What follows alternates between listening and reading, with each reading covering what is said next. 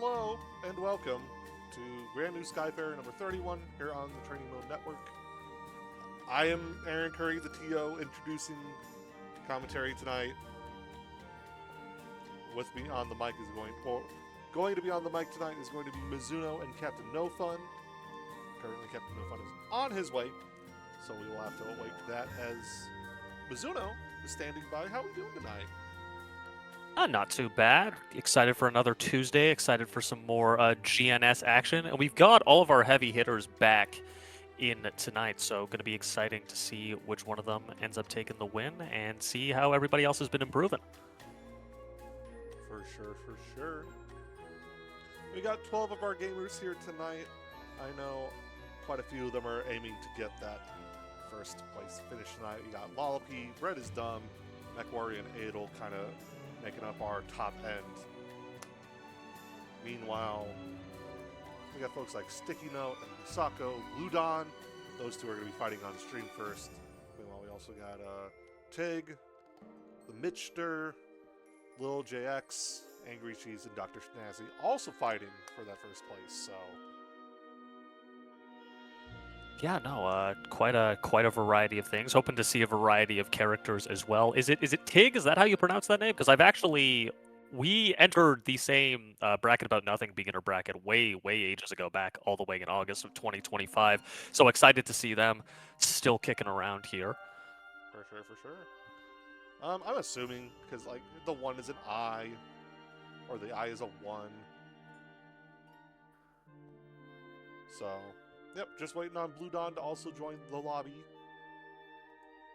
Looks Gotcha, like so we're... Blue Dawn is there. We got Misako and Blue Dawn. I will let them go off. We got Zoe for Blue Dawn and UL for Misako. God, we got yippers. Well, we got Biscuit in the chat, so I'm sure we're excited to see some UL gameplay to kick us off tonight. Known UL player Biscuit. Oh, we're swapping off. We're going to Jeter. Actually curious. Maybe they feel like they prefer the matchup. Maybe they've just been exploring with a couple of different characters here. You can't go wrong with a showdown, right? UL versus. Like, oh yeah, especially. I know we all clown on the character. Hello, Captain No Fun. Okay. Having a bit of a technical difficulty mayhaps as we get started into our first match here. Yes, sorry about that. Hi, hello. We're about okay. And now I'm going into the ether. Goodbye, everyone. See you later, Mr. Curry. Thanks to Curry for holding us down as we get into our game 1 here. Welcome to the hot seat, Captain No Fun. Hopefully you're having a good evening as we're getting right into some Granblue gameplay. We got Vita versus UL, and the first hit going the way of Misako. Oh, dude, I love watching Vita play. There's just something comforting and simple about her records, but let's not forget about the unrelenting offense, especially with the dancing abilities of UL.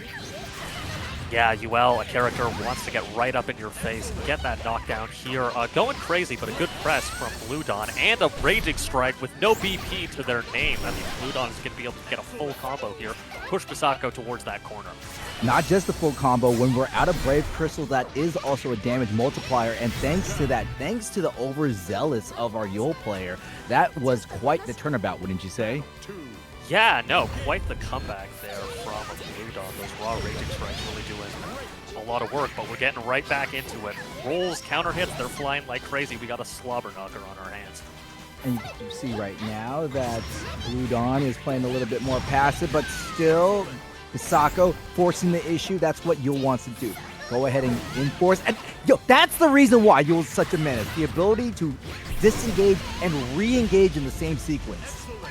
Yeah, the flip out there, catching the throw attempt here, almost being able to close things out, but Blue Dawn does escape the corner. They're bleed in life, though. Gonna take a miracle as they let the SSBA rip, but we see a spot dodge, and that's a perfect for Misako. Spot dodge, or as they say in Europe, splodge. Do they say that in Europe? Yeah, that's what's Europe.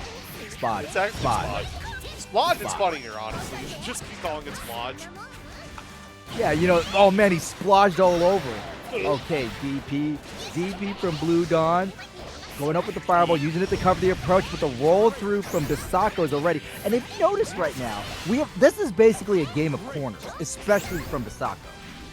Yeah, we're going corner to corner here, swinging nonstop, getting a lot of these big counter hit conversions. We actually side switch on the roll, and I don't think Blue Dawn was expecting that. As we go for another side switch again, one more touch will do it. We'll see what ends up, and a quick string of lights is going to bring Bisako to the first game. It was not just a quick string of lights. It was a quick string of lights after a throw knockdown, and it really felt like Blue Dawn had to flip a coin, and they went for the tech because very rarely do people do the same option twice, and that was not their coin flip. Yeah, we are going to see Blue Dawn swap over to this Zoe. We saw them hovering earlier. So we'll see if this switch is what makes the difference here, or if Bisako keeps kind of running forward with this unrelenting offense. But as we got a brief little bit of the intro here, when you were talking about the way Europeans say spot dodge, it reminded me that on French comms, a DP is just le DP, which Le I think DP. is quite funny. Le Dragon Punch.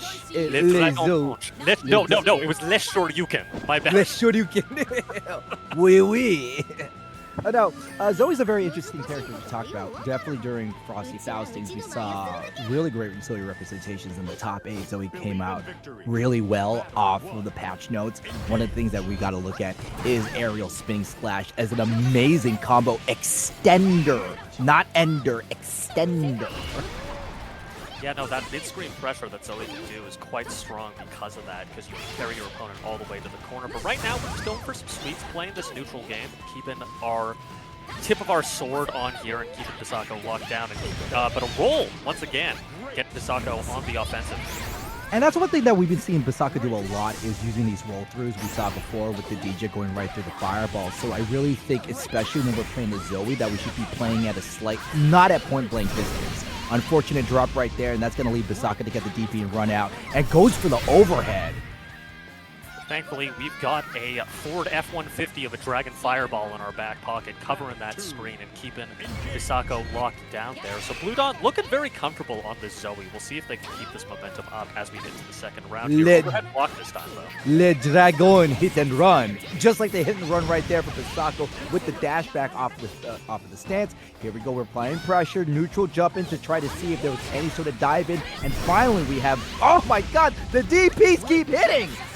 Oh, it's a scramble. We're getting the throw. The DPs are connected. The overheads are being blocked, though, and that is unfortunate here for Blue Dawn as Bisako keeps the offense. A roll out of the Fox Flame, unfortunately, is still going to get hit, and this offense just looking unrelenting for Bisako here as they're flipping every which way over Blue Dawn here. And one more thing, and they're going to definitely flip their opponent into the lower bracket of this bin. Here comes Bisako, one round away. One thing that we have to understand is Bisako is a player that likes to press first, and they're playing you a character that rewards that.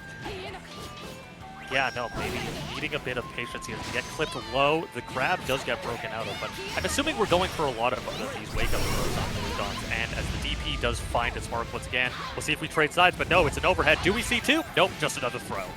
Nice, great throw. We can send our Dragon out, but unfortunate the distance wasn't there. We were able to 6XL our way out. Neutral jump stops whatever Blue's side on was going to do, and this should be one more interaction away from kill, and that dashing light will do it.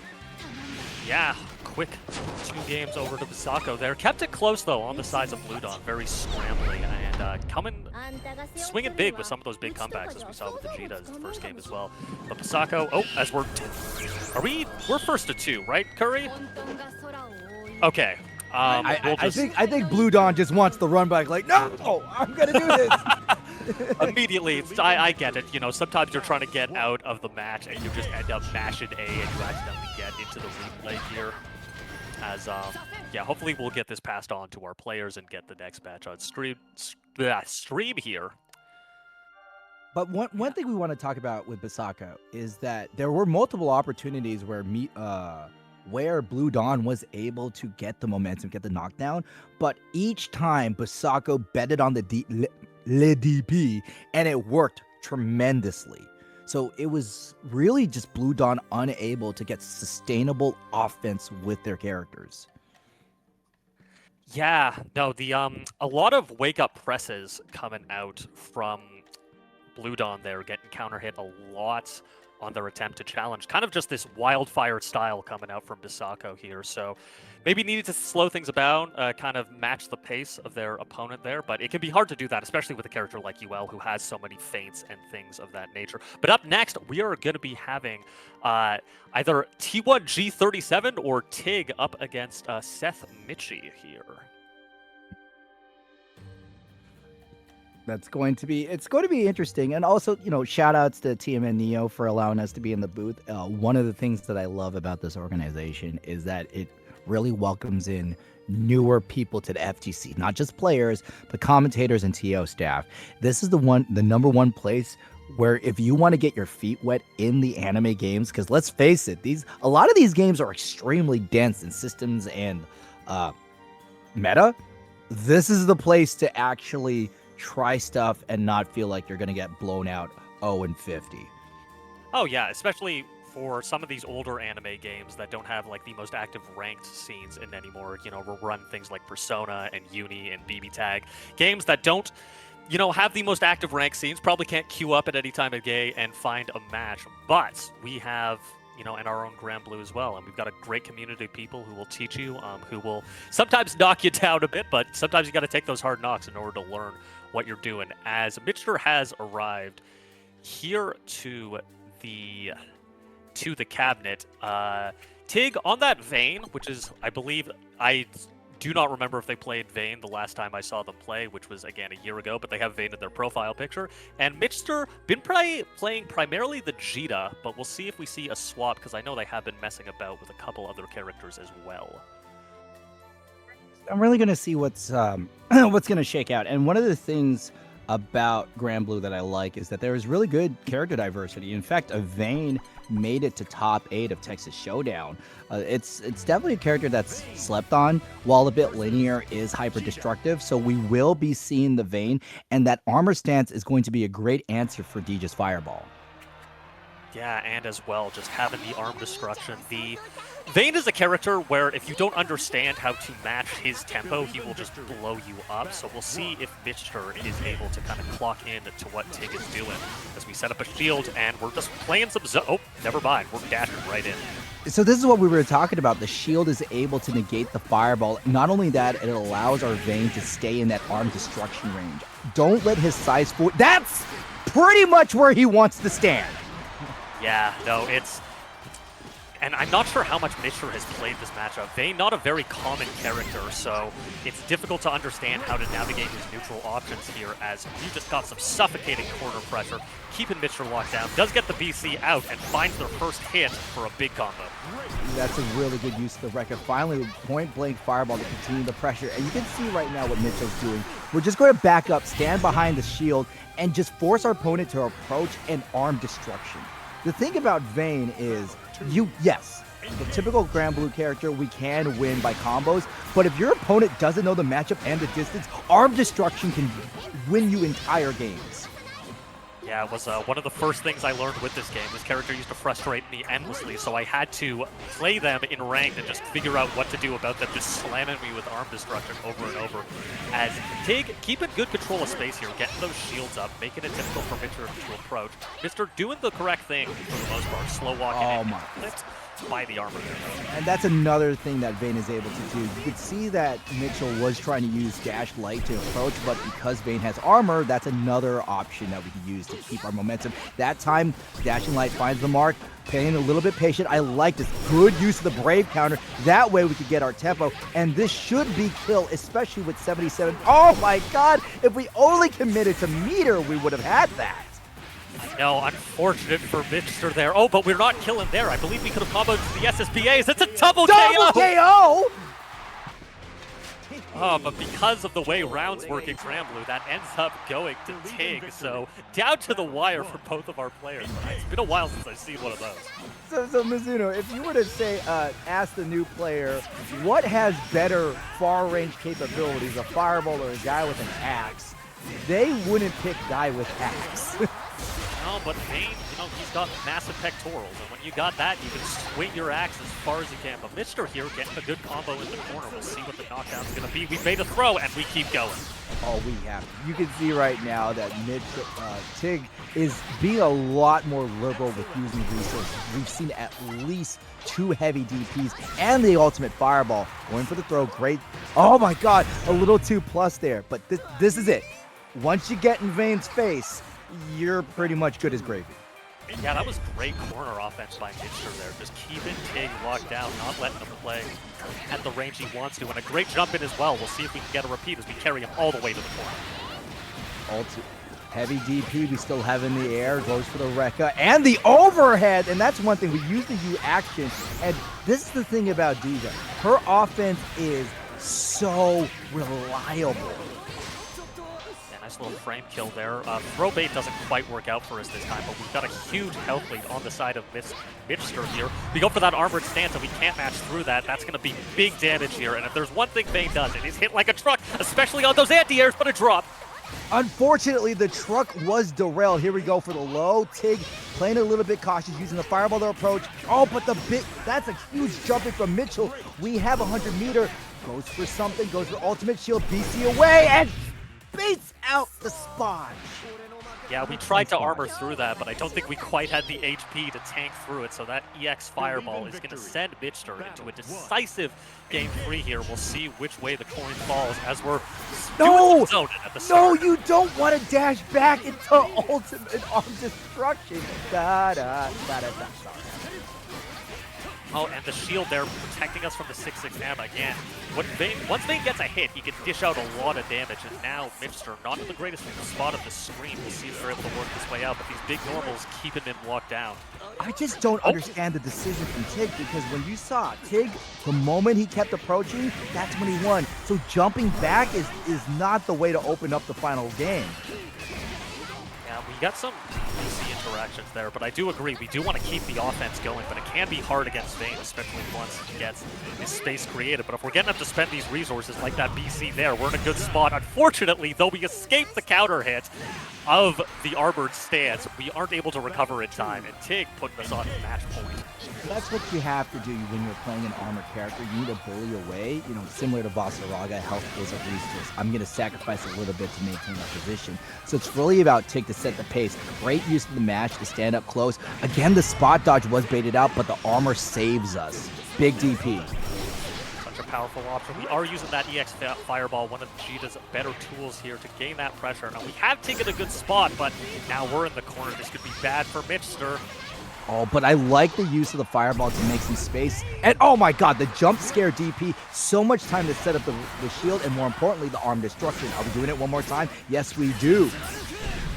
With the scaling on the 6XL, this might be able to kill. Yes. Oh no, the drop! Mitchster one more chance in life. What can they find? They gotta make armor! Oh, that's a beautiful call. Absolutely brilliant. And that's going to be a skybound art because of the low health. I don't think it's going to kill, but we're one interaction away. But we're so close. Going for the jump it, but the DP. We spent it all on the jump scare. Going right down to the wire there, but Tig able to find that UDP.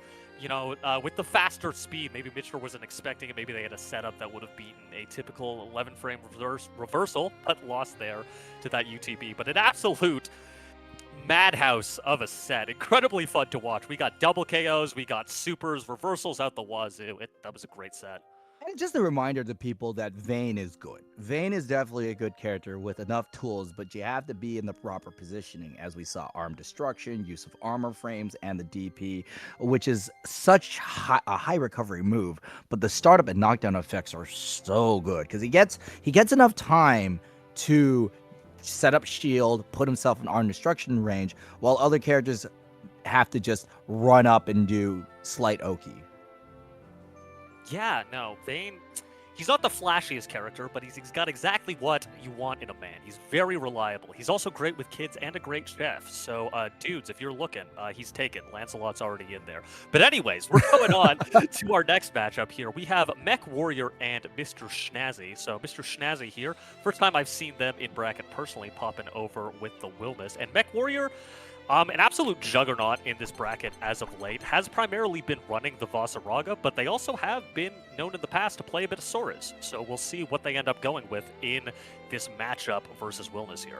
I wouldn't be surprised if we just open up with Vasaraga. Not only is he just been a very reliable character thanks to Blue Sky Guy, but because of Vasaraga's high health pool, it allows us to get a lot of data. You know, we're already artificially extending the match. So that puts us in a good opportunity to see how our opponent responds to us for the counter pick.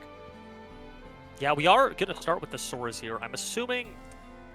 So, Wilness's Hadron Smash, his 236X series, does have a specific property where it will break through armor specifically, so maybe wanting to avoid that interaction and going for the Soras here.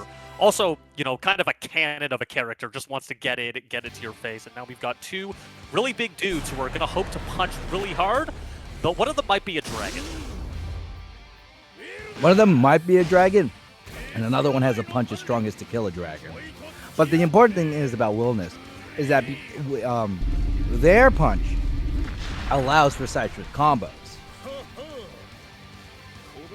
Yes, no, the 236U on Wilness, definitely one of his strongest options and one of the reasons I absolutely despise facing this character. So we'll see if Mr. Schnazzy here is able to bring that fire to the table, or if sometimes all you need is a big, burly, manly man, and that's what Soras is hoping to do as we get right into our first round. And let's not forget about talking about Soras' ability to get these muscle counters, making him the tankiest character in the game. And you already see Mech Warrior is just beefing him up. We're already at 5 stacks, and it's only been 17 seconds in the round. Yeah, as we get a clash and a big counter hit. Oh, but I don't think he was quite expecting that counter hit there, so we get a drop, and he's great just going, whoa, as we get the double EX skill, but that's an armored punch on Soras. However, it's scrambling right now. We're just kind of swinging things and see what happens as the first round goes to Mr. Schnazzy. Oh, and you know that was so unfortunate for Mech Warrior. They had 5 stacks and 100 meter, not to mention less than 30%. That was ample time to heal and make the clothes come off, but Wilness is just such a high damaging character. We could blast through that threshold. The explosive power isn't just for show here, but Mech Warrior, you know, taking advantage in the start of this game as it's just a fist flying frag fest. We're just swinging out here, and the health bars are blinking red. Okay, we go ahead and muscle up right now. Still, Mr. Schnazzy has the corner, went for the shimmy, but there's the ultimate roundhouse, and now the first throw of the round. Oh my god, we challenged with the standing light for Oki, but we didn't commit to the string. Oh boy. Here, I don't think this connects. It does connect, but it won't kill. However, the roundhouse, the big wolf roundhouse, allows Mech Warrior to continue this round. Now, not getting the cinematic there, Mech Warrior has enough HP to go for that reversal opportunity, and a great spot dodge on the DP means we're going to be doing so much damage to the aspect of fire here. Look how much life was obliterated, and we're going to continue the pressure with the jump in. One more interaction will do it, and you can already sense that our Mr. Schnazzy wants to just get out of this corner. But no, you got to respect those reversals out of Soras, and Mech Warrior, in this absolute cannon of a match, ends up taking the first round. We'll see if they can keep this momentum. They totally did. They just opened up with a dashing light. We are swinging out here. We're swinging swords, we're flexing, we're slamming our knees, and we're getting these counter hits here. But right now, just kind of peppering at each other. Get to find a big opening, but that might be it. You can see right here, Mech Warrior is definitely dictating the pace. Mr. Schnazzy is trying to play a more whip punish style Wilness, which is okay with their long limbs. But because of moves like Impact Knuckle and Punch Disguise, you can't really whip punish a move that dashes you forward. Yeah. Oh, but we can whip punish that whip DP. Unfortunately, it's not a full conversion, but we're letting the super rip. Does it connect?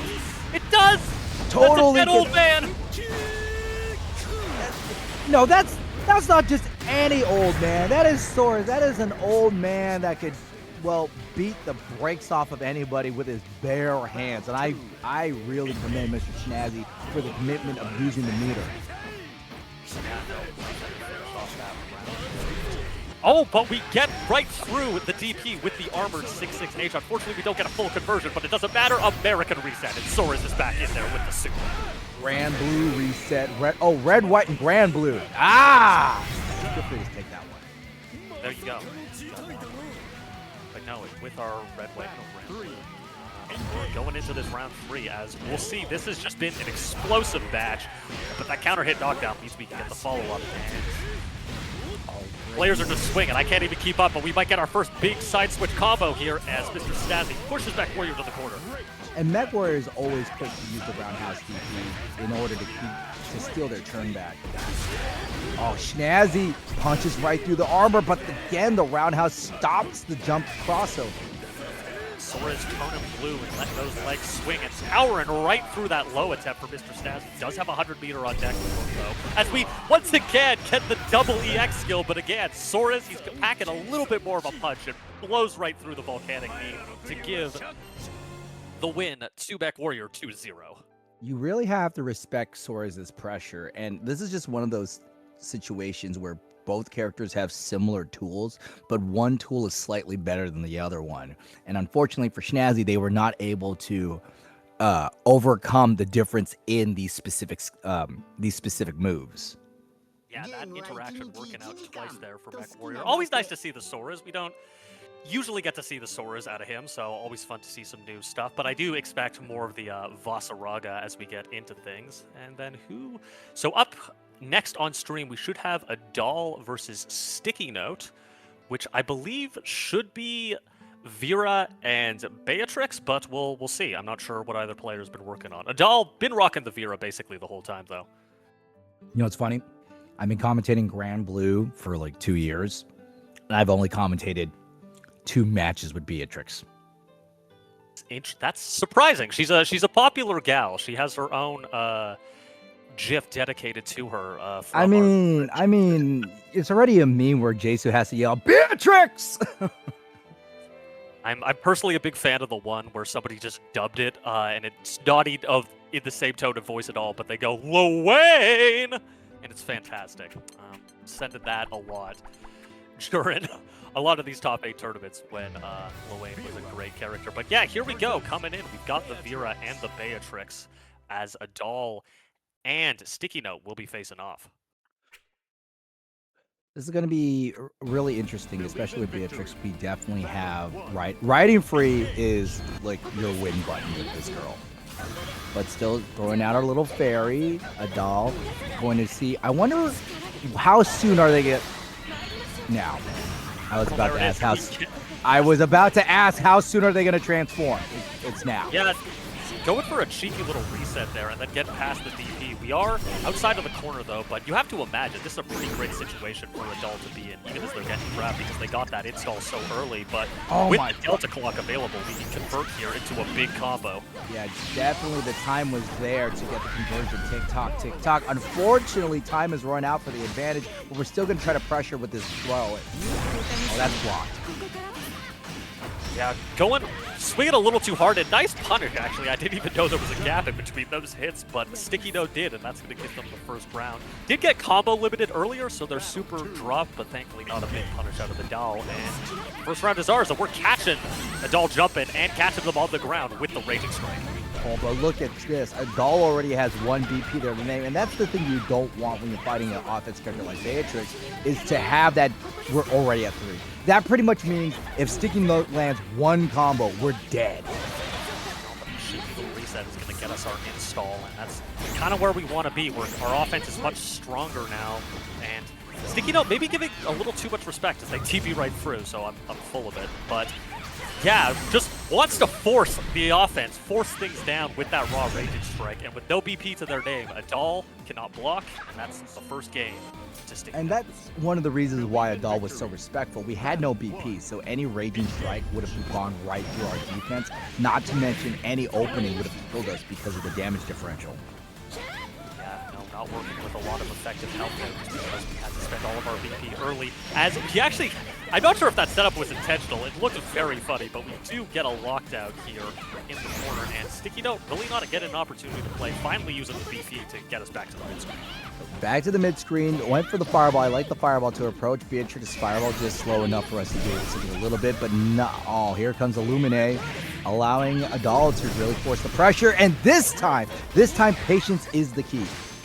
Yeah, he's got a protect here, but we've got a lot of advantage on the health. And with that second hit overhead of the 214U, I'm sure Zoma's not happy about seeing that one get ripped, but it does give us the round there. As the unfortunate DP punish means we're getting a very early install once again. Round start ultimate DP, not even waiting?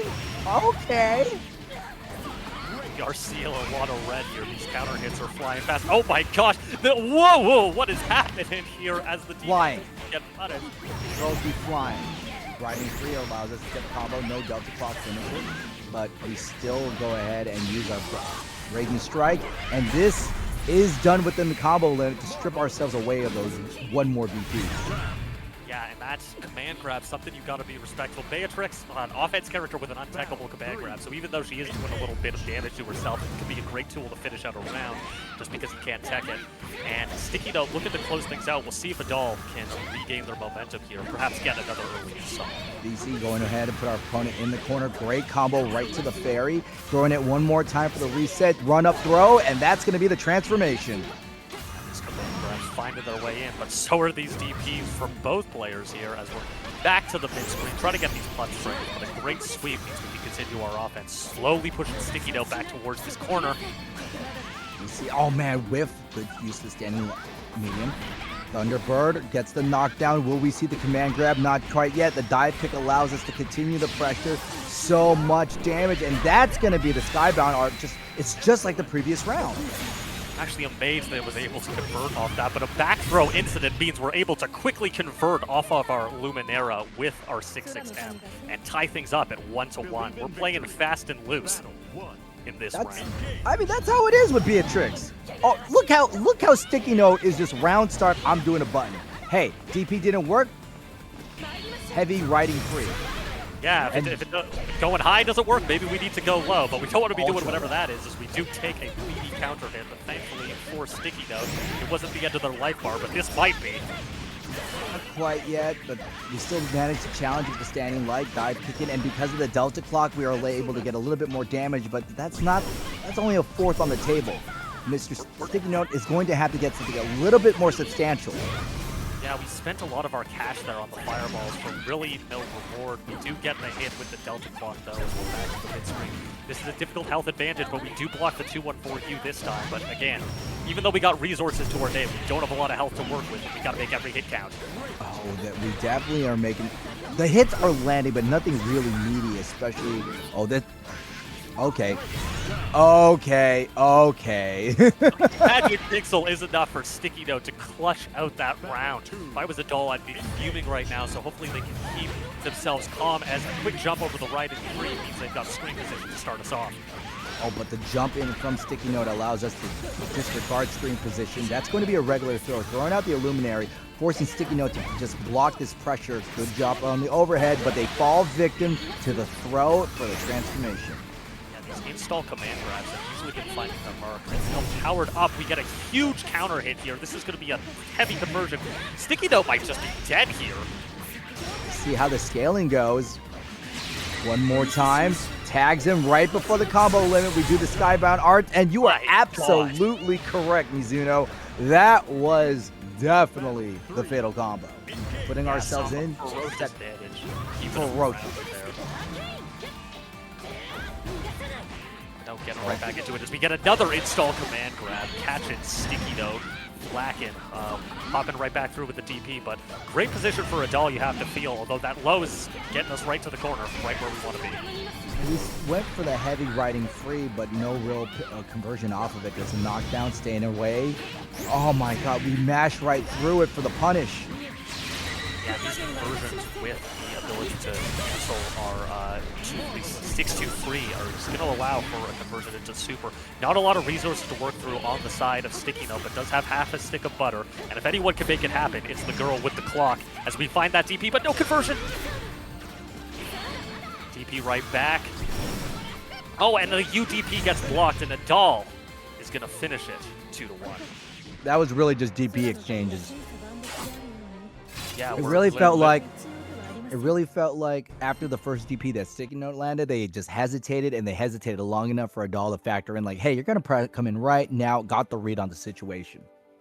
Yeah, no, we're exchanging Les Shoryukens there. Les Shoryuken. Les Welcome to the French edition of Granblue. Shoryuken. Whoa, wait, Grand Suke Blue. I'll be here all night.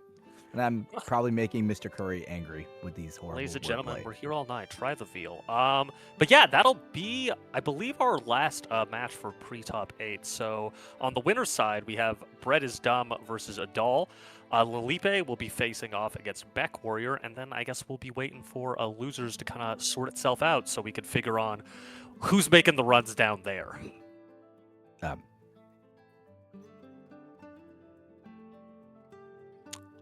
Yeah, so as we get things sorted out, we're going to be hopping over to a break here. But don't go anywhere. We'll be switching over to first 3 for our top 8. And more Granblue action is going to be here right on TMN Neo. Stay tuned.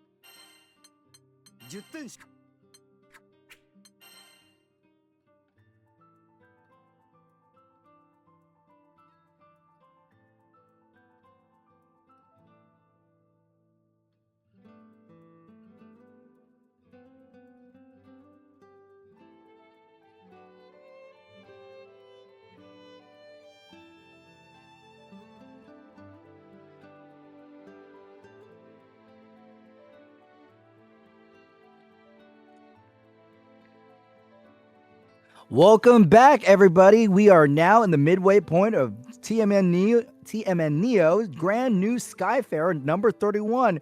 We just saw our top bracket. We're moving on to the lower section. Captain No Fun reporting for duty once again, and joining me in the booth is the one and only Mizuno. I might not be the one and only Mizuno. I'm not sure, but yes, You're the only one here in the booth. I am the only other one here in the booth. We're actually headed over to one of our first winners semifinals. We got Mech Warrior back on stream, coming up against Lilipe, a master of many different characters. They were mostly rocking the Beatrix last bracket, but I'll be interested to see what they end up pulling out. And as we know, we just saw Mech Warrior do an exceptional job with the Soares. Extremely high impact character. And one important thing about Mech Warrior is that they are not afraid to DP. Yeah, no, and Mech Warrior, we've played a couple of times before. Definitely very good at bullying through jump-in attempts and other moves such as that with the Vasaraga Soul Forge. So we'll see if Lilipe is able to adjust to needing to play around additional hit stop and things like that as they're working about their pressure here. I believe Mech Warrior took it over Lilipe last time they played, but I might be wrong. I'm interested to see how things end up shaking out, though, as, these are two characters kind of considered the terrors of this game right now. Absolutely. So we're going to be waiting up, and it's always fun to just see who queues up, and this is going to be all right. We see today this is going to be the Vasaraga versus the Beatrix. And one thing that we got to talk about with Vasaraga is Savage Rampage. A lot of Beatrix offense is fireball, riding free, single hit offense. And Vasaraga, if he's got super armor, don't care. Yeah, Beatrix has to spend usually a cooldown to blow through armor with the multi-hits. Does have the fireball and the riding free, but you're not always going to have those cooldowns available, and it can be very scary to press into Vasaraga, especially when he can deal so much damage. But we'll see how the opening gambit plays as we get into the first round. He starts off with a dashing light, already under kick, keeping us into the corner. Already going for the shimmy attempt, and Mech Warrior is just going to down back and be comfy. Yeah, and we get our Soul Forge up, so crucially, going to be able to attempt to bully right through, but like I was saying earlier, the armor can be broken with the resources here from Beatrix. But Mech Warrior fires a blue skill right back and is able to find a hit. But you can see that how the Extinction lost the fireball battle. It's not really a long-range poke, but it's definitely an amazing counter opener. And oh man, we missed the chain, the Raging Strike loop. Now we are able to end up finishing this round, though. I do recall last bracket, Lilipe was letting these riding frees just absolutely rip, and it was doing a lot of work for him. So we'll see if the same knowledge applies this time around. As Mech Warrior back in this corner, but probably not too plus. You got some time to get away from Beatrix, but we do bait the U command grab. That's going to be a putter. Exactly, and you can already see that Lilipe, after they spend the heavy DP and the heavy riding free, they like to stall out their offense so they can continue the pressure. By the time we're back to neutral, all their moves are off the cooldown. Riding free, one more time, spend a little bit of meter. We're still plus the base. Oh my god, this is going to be really nasty. But still, we got the jump across, and that will be Lilipe's round. Yeah, Lilipe able to get past the slam down attempt coming out of that stance there, bringing us to a third round here. Going really aggressive and rolling in through the far medium here, and we're right in the corner, and that's what Beatrix is going to be able to dump a load of damage. Not to mention, we have the air reset. We're forced to spend the Brave counter, and you can see that Mech Warrior is playing a lot more passive, gets the jab for the tick throw for command grab, and even though we took the BC, we still have corner. Yeah, using that armor, but the presses come out quick out of Lelepe, just auto combos right through the attempted Savage Rampage follow-up. And another press from Mech Warrior could spell disaster, but when in doubt, turn blue. Yeah, Battalion of Fear is such a great great move for Vasaraga. Instinction at the long range. We really had to play a little close. Mech Warrior is just waiting for Luipe to approach, and now they'll get the punish.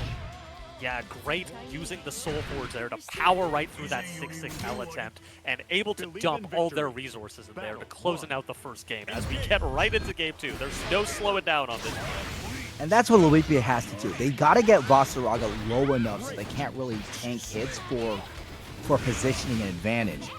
Kill him then, because you give Vasaraga time and meter, bad things are going to happen to you, such as, well, a heavy command grab. Actually ends up trading on the new fireball, finds another jump in as Mech Warrior is back in another corner, and the Soul Forge getting punished, but no full conversion. Things are dicey, but you Instinction ends up winning the day. Oh my god. Ultimate riding free, command, regular side switch throw. Goes for the cross-up. See, the cross-up is such a good option select, because not only are you jumping over whatever Vasaraga does, but if he's doing such like a spot dodge or an armor, you wait long enough past the armor period to go ahead and get what you need. Able to punish the Soul Forge attempted anti-air there, which Mech Warrior is very good at using, but they do find a quick hit, and then using that heavy is able to power right through the DP, but unfortunately no punish, and the riding free finds its mark. Shoulder check was checked right here. We're back in the corner. This is where Beatrix is able to pump out damage. We have 74 meter. We could see something ultimate, but no, the regular throw allows Mech Warrior to keep it going. Oh, these 6-6Ls. These 6-6Ls from Beatrix. It's just, I don't know, it always lands.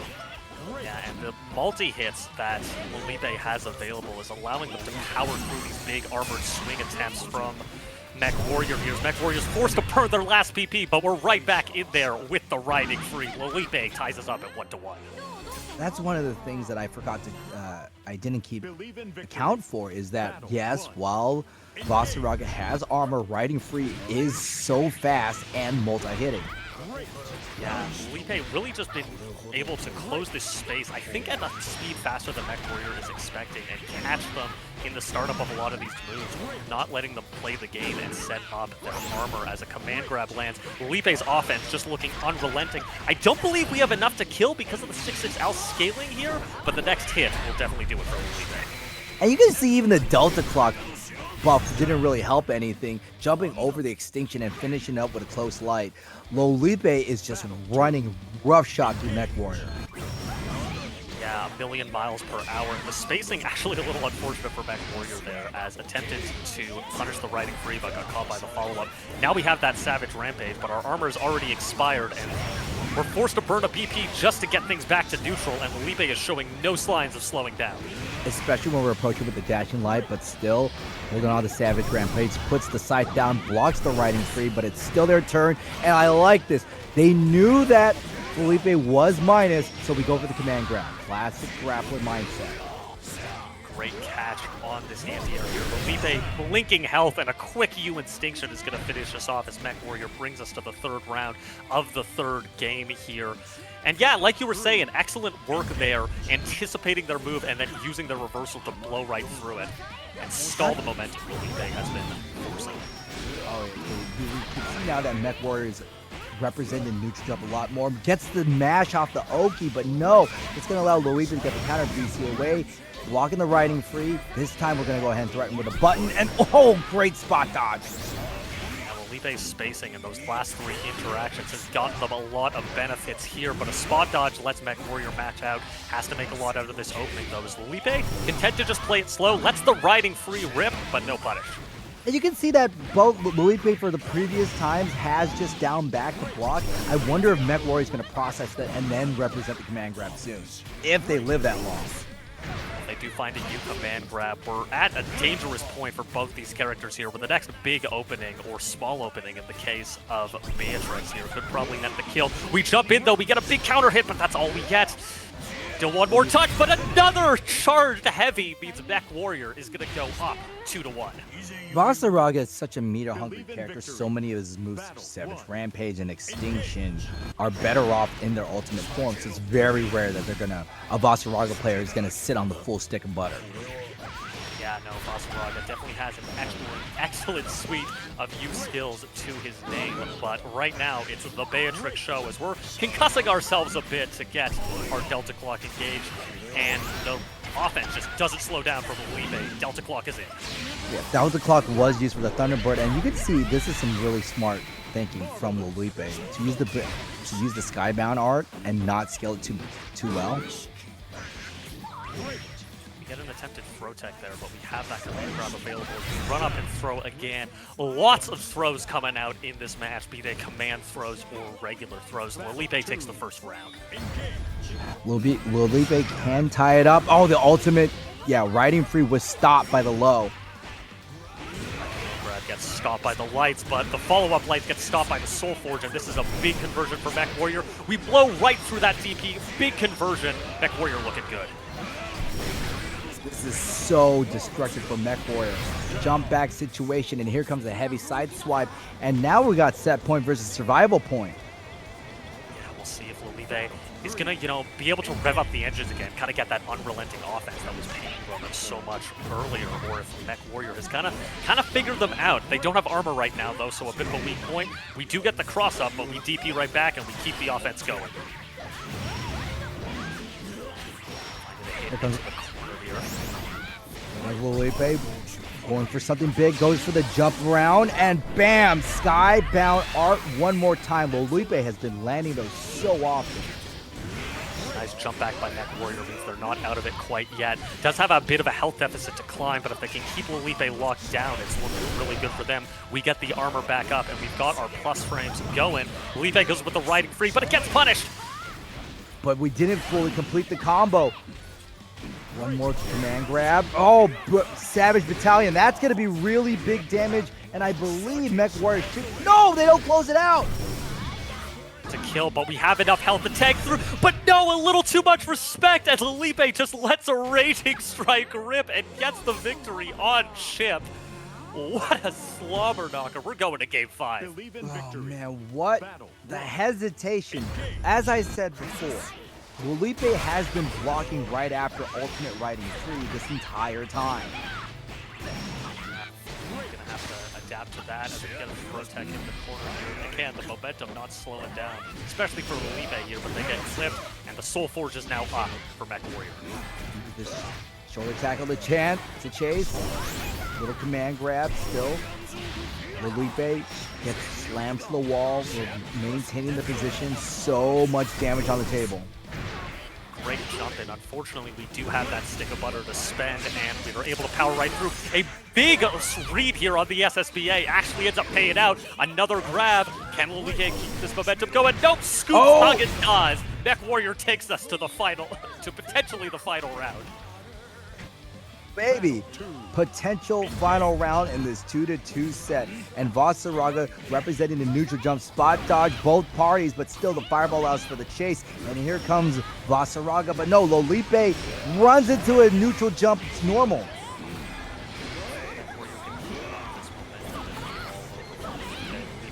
Needs to find their way in, needs to get their offense started again, but with these, use skills and these scoops, it's been really hard for them to find their opening. Mech Warrior finds another counter hit, and now you're locked in this corner, getting pressured by Voss. Another scoop! Yeah, too much fear is in the veins. Armor right through, but we mash on through with the auto combo, and this ultimate Skybound art is less about damage and just more about getting out of the corner and going right back to the center screen. Now, we do have Delta Clock available. We find a grab. If we can keep this momentum going, we're good. And we find a hit with only 1 BP. Felipe's going to have enough damage to send us to our final game, final round. Oh, man. Such a nail-biter. Last round of this set.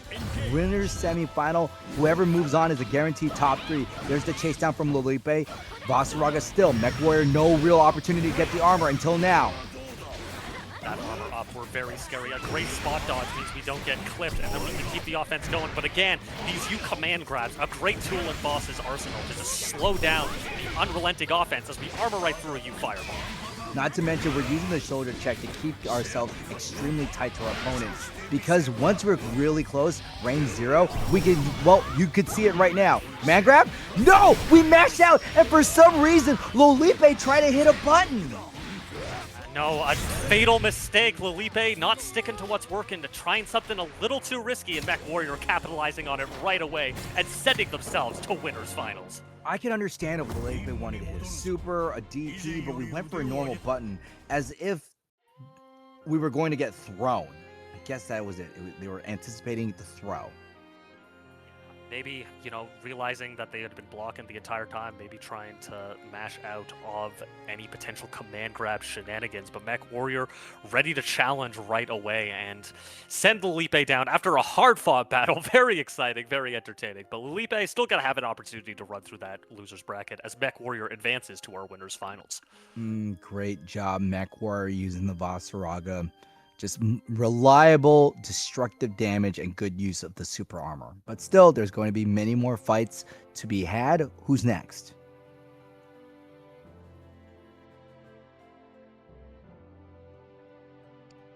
Yeah, so coming up next, we have Bread is Dumb, or Aaron Soup, as they're going by for this bracket. Coming up against the Doll, who we saw earlier. Bread, kind of a mainstay of this bracket. Definitely someone who had my number for quite some time using this Beelzebub. I know they had a bit of trouble with Beatrix last week, and they said they may have prepped a specific counter for it. But for now, just rocking this Bubs up against a Doll's Vera. We're going to be seeing Vera for a second time, but this is the first time we're going to see Beelzebub, another character with some pretty good oppressive projectile games, wouldn't you say? Yeah, no, Bubs very strong at range and has the ability to flip neutral on its head with that dive kick. And because it is Bread, we do expect to see that Anthem command grab come out at some point. We'll start the counter right now at 0, but I expect it to be at least 2 or 3 by the conclusion of this set. But Adult's not afraid of the command grab themselves. We've seen so many early round reset transformations. Yeah, we'll see if those resets come to pass or if Bread is wise to the ways of the Vera as we get into our first round here. Starting aggressive. There's that dive kick that you were talking about before, sending out the Illuminate. Great opening from a Doll, going to take our opponent to the corner for the knockdown. Will we see a reset opportunity on the grab? No. Nice DP out of the attempted command grab. Bread able to teleport back using the Shadow Step, and then go for this unblockable here, but Adal is wise to it and is able to spot dodge in time. So now, just has the screen positioning, but that's a fine place to be. But these air-to-airs, they're doing a lot of work for Adal. Yeah, Adal I kind of like the slow play here. Just kind of let Bread come to you, avoiding these projectiles here. But we get caught on a roll, and this is a big opportunity for Bread to stop. Will we loop the Brave Crystals? Not quite yet. Spot dodge right through the combo. That dive kick, such a frustrating move as we go low and we clip a Doll for the first round. It can be very frustrating. You're trying to chase Beelzebub into the air, but then he slams himself into the ground with that dive kick. You know, a very appropriate move for the first boss character in this game, but a Doll, not plus, pushing Bread right to the score. Here comes a Doll. Oh, gets thrown right to the corner. Throw incidentally to the force that BC. We get another dive kick though, and you're locked down. These air-to-airs, the air is kind of Beelzebub's domain, but Adult using the spot dodge really well, but you always got that dive kick, and we can keep the skies on. Bread is dumb, stuck in the corner. A Doll. All right, BC went for the spot dodge. You can see that Bread is dumb, is landing these stray hits, not really getting any big conversions. Yeah, but we do have a 100-meter available, and we do block, immediately going to attempt to punish with the Black Spear, and we find the hit. That's going to be the first game over to Bread is Dumb. Good use of the meter and the skybound art for Bread is Dumb. They definitely are off to a strong start. Yeah, they're Our offense looking really good, kind of unrelenting. We'll see if Adal is able to switch things up. They were able to find a pretty big conversion earlier. We just go for the raw command grab and it finds its mark. That's an early install. Oh man, and we stopped the dive kick off of the standing normal. That overhead was blocked, but still we find our way with the combo. We're in the fairy out. Red locked down here in this corner. They do find the space to dive kick, and you are in strike throw after that because you're plus. So Red able to keep their offense rolling, but we let the 2-1-4U rip, and with that neutral skip, we almost get the conversion. But Almost. UDP is to save Red. Still though, Vera has so much life. Brett is dumb. Ooh, fallen victim again. Yeah, unfortunately, Aaron's soup is looking like yesterday's soup as Adal takes us to the next round. Unfortunately, a drop on the conversion there, but we find a dive kick, we find the space, and we've got our fireballs going. Oh, but we have the jump in, not exactly the big opportunity we were looking for. Quarter circle back was stuffed. This is going to allow Brett is dumb to really pile on the damage. Red finding their way in, keeping this offense going, taking the space they need. It's very difficult because Vera has no projectile of her own to challenge these fireballs here as we avoid the 2-1-4U with the dive kick. Unfortunately, no big conversion, but great use of the resources there. We're keeping Adal locked down. Yeah, that's why Adal had to use some of their brave points to get out of the corner to see that pressure. The fireball teleporting in. I'm expecting an anthem any minute, but we go for the throw here. We find a low. Oh, actually lets the SSBA rot. This is blocked, but it's full screen. But Adal finds the hit anyway. Yeah, Adel taking another round. Actually taking the game, tying up 1-1. Yeah, it's been quick 2-0s on either side for each game so far. So we'll see which way the momentum ends up following as Fred is able to find the first hit of this round. Well, Brett is doing a great job holding on to the corner. Adal DP's out, but still gets paid for their trouble. Forcing that early. Not falling for the setup. Adal was repping a lot earlier is Bread as we blow right through the Luminera again, and that's kind of the struggle Vera can have in this matchup. She has no projectiles to challenge, but we do find a raw Raging Strike. That's at least going to even out the resources. Good throw from Brett is down. Oh, man. There's the transfer. Still, Brett is dumb has so much life, so our Adal needs to do something big, and unfortunately, the big thing is they lost that round. Putting ourselves... hard to stop a flying dive kick in motion. Taking ourselves to the next round here. This is the full conversion they were going for earlier, and able to do that. But a great reaction there from Adal means Brett's now with this corner. And Brett's going to have to hold tight, TP a way out, and you can see Adal playing a little bit more patient with the jumps. Lands the far hit to the quarter circle back. Great spot dodges here too, and we actually find the mark on the U Luminera, which means we get a full conversion here. Gonna be so much damage, and the Yoki situation, but Fred says, nah, I'd win, and DP's right out. Putting themselves at a very much needed center screen.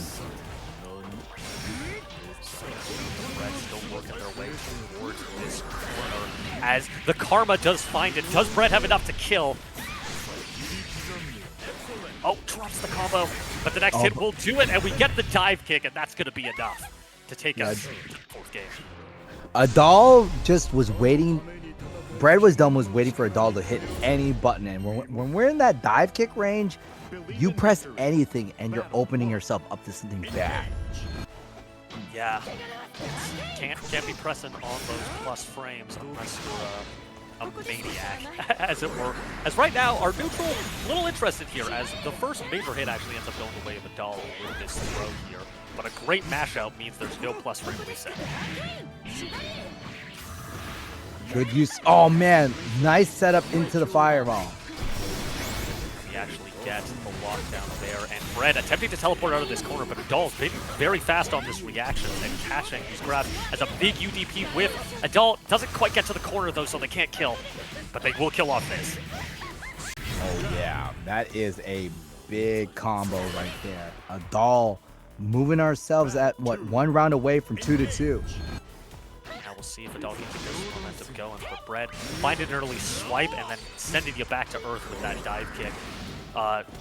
Karma doesn't find anything though, but Adal still, you know, having to work their way in through this maze of projectiles and dive kicks that Buds is able to throw. But these unblockables haven't been working for Brett at all. Great reactions by Adal to make sure that knowledge check goes their way. And now they're in their install. I feel like somebody like Adal has played this match for long. I don't know. Call it a hunch. Well, if we're in this bracket for a bit, Brett was definitely one of your #1 ops in order to win this thing. So perhaps quite studied up as the offense just unrelenting. We get a nice little scoop to finish off the round, bringing us to another 2-2. These have been really exciting winners semis thus far. Long form games, 2-2. Someone is going to win this now. Someone has to win this. And we'll see who ends up moving to face Mech Warrior in the winners finals here, as Adal finds a first hit and is able to spend this meter option for the install over the full conversion. We'll see what they're able to do with it. I noticed that we're not really using the multi-dash tools of Vera when we're in install. Opted a little more. Yeah, not take it to the air. I guess it could be difficult to challenge Beelzebub in the air, especially with these fireballs that are so tall. As we do find a hit with the overhead, almost able to convert into the kill, but doesn't matter. We find another hit regardless. As Adal bringing us to match point. All right, one more round, but still Brett is dumb. Oh man, follows Victor to the counter hit, and that's going to be a big corner combo from Adal, and Adal keeps the momentum going with this install.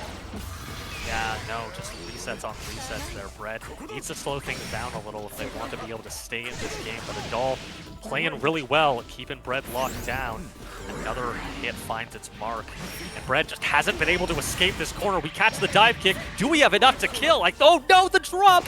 No, we don't, and we go for the throw one more time, and Brett is dumb. He's down backing, being hyper patient, but you could only be patient for so long as Adal speeds up their victory and takes this game and takes this set. Yeah, attitude from Adal. Nice little swipe with the far light to finish things off. Sending Brett down to the loser's bracket. Well, they'll have to battle through if they want to attempt to graduate. Whereas Adal will be meeting Lilipe in... No, we'll be meeting Mech Warrior in winners finals. So the chances of getting a first-time winner in this bracket looking pretty good. Still, that's going to conclude the top section of our bracket. We're now able to move to the lower division. Yeah, we'll see.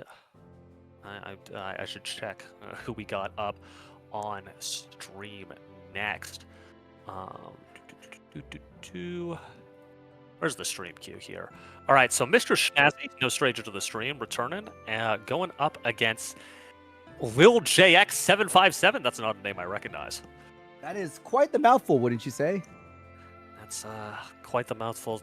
Speaking of characters who can be quite the mouthful, it's Belial. Please don't find me for that, Curry. I did what he would have said. But Dog, we're getting right into it. I'm taking you out back. It's looking like my cement, my friend. I'm so sorry. Oh no, I'm gonna be thinking of the rabbits. Think of the rabbits. Think of the galleons. Well, we're getting right into We're killing the bit. I don't even want to contemplate that. Hey, look, Granblue, jingle jingle. Oh my God, it's Granblue. We do have some Granblue into it. No stranger to the stream is Mr. Schnazzy on the right side here, but on the left side, Lil JX. First time I've seen them on stream rocking this Belial, a character, you know, another Shoto, pretty solid all around. Lots of kind of devious tricks and possibly the best projectile in the game. But not a character you see too much, all things considered, which is kind of It's surprising. less of a Shoto and more of an M. Bison, especially with the head stop and slide. But that projectile is extremely belligerent from Belial. Sorry, the announcer pronounces it Belial, so that's what it is in my mind. The first hit here goes to Mr. Schnazzy, and a Volcanic V is going to keep Lil JX in this corner here, as we're just scrapping it out right now, throwing hitboxes left and right, but we find a hit here on the side of Lil Yeah, JX. you can see how JX is definitely using the dash light quite liberally to extend these combos. Gets the side switch one more time, picks up the combo, and we've got to get the command grab before the limit. Interesting that they elected to side switch there. Maybe they had a mid screen here, as we're actually able to punish that JH, and we go for another side switch here on the parry stomp, going into this EX Fireball combo. Should be enough to kill, I don't believe. No, we totally do. We totally do. We're able to loop those Raging Strikes, able to get the finish. Do you think Belial shops is the same clothes shop as Don Quixote? For what I know about Belial, he is just a humble fashion designer, so I'm not sure if he buys clothes at all. But Lil JX is able to punish this DP here. Unfortunately, not getting the full conversion, but we slide back in with another 6-6L, and that's going to be big damage in the corner here. Oh, nope, no, it's not. Yeah, we went for the shove. Kill the volcano. Well, he does have some 6 shades right now, as we're kind of just swinging hitboxes in the corner here. This could be a full conversion, but no, another unfortunate drop. We do have meter on both sides, which means any hit could be a kill, but not that hit apparently. We do get the overhead, but no conversion. Oh no! We're totally blocking that. We are totally blocking that. That was an unfortunate drop combo from Mr. Snazzy in the heat of the moment. Just a little bit too slow on the cancel. Yeah, just kind of autopiloting, didn't quite hit confirm. Oh, as we're getting a please wait. Oh. You see, Mech Warrior does confirm. It's like, oh yeah, Belial makes his own clothes. Well, do you think Don Quixote buys his clothes from Belial? I'm just saying. They have very similar fashion sense. It's a lot of feathers, I'm assuming. But I also think Belial is dedicated to one person only, so I'm not sure if he would be selling to Don Quixote. But that's neither here nor there, as we're finding a hit here. We can see if Lil JX likes to go for the side swap, but now we're just going to go for this full corner carry, carrying Mr. Snazzy over the corner here. We're trading back with a DP though, and health lead to Mr. Snazzy, and with the character's explosive realness, any hit could be the last one.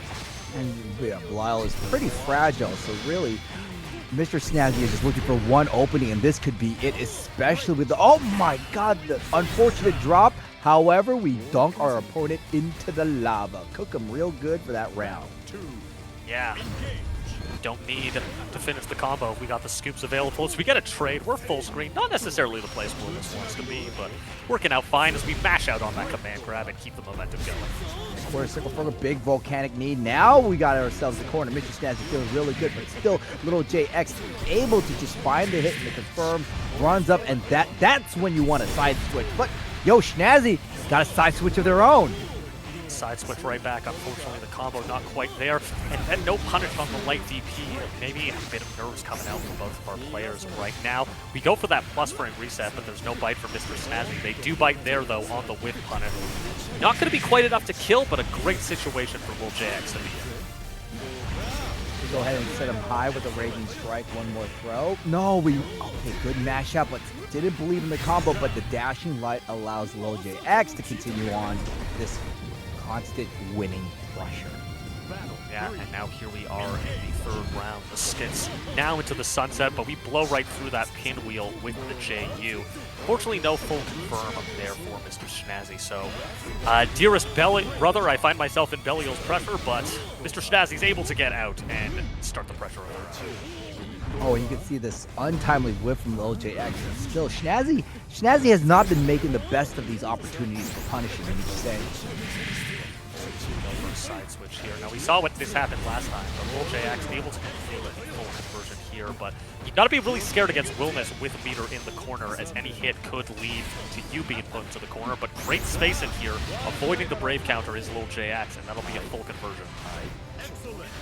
Holding it, goes for the jump, excellent reset, and it's all she wrote. Little JX just needs one more combo. Oh no! Drop! Potential opportunity, but we don't confirm off the light. This is very scary. We have the meter to burn, and I think Mr. Snazzy has it, and there it is. It really felt like Lil JX was getting a little too cocky, wouldn't you say? Maybe just going for the full route, not wanting to cut it off early with the super, which definitely would have killed. So maybe a bit of an execution error. Hopefully Lil JX can remain composed and keep things going, as it's all Lil JX to start off this round right now, but any hit Wilson Wildness is able to find can convert into big damage. Snazzy landing a few of those hits their own. Neutral jump, trying to see if JX is going to dive in. Yeah, this crouching, the dashing light hits the mark, and this is going to be some good damage. Positive situation here, going for this pressure setup. And Belial, a character with so many plus frames and so many normals that are plus, but finding the gap is Mr. Snazzy here, and going right into the super. Finally, we get to see a dragon kick, and that will cook little JX pretty nicely. Yeah, no, the goose is very much cooked there as Mr. Snazzy goes up in the first round here. Actually haven't seen much of the gourd come out. It does have projectile destroying properties. It functions a little bit like a stride 6P, but little JX, they don't really care about what they can do with that gourd, and they're finding the hit. But we're trading right back. We're mashing those crouching lights from Snazzy. You don't want to be too complacent with just trying to block, especially with a character like Belial. You have to press. But right now, JX pressing their advantage one more time. There's the command grab, and we get the pickup as well.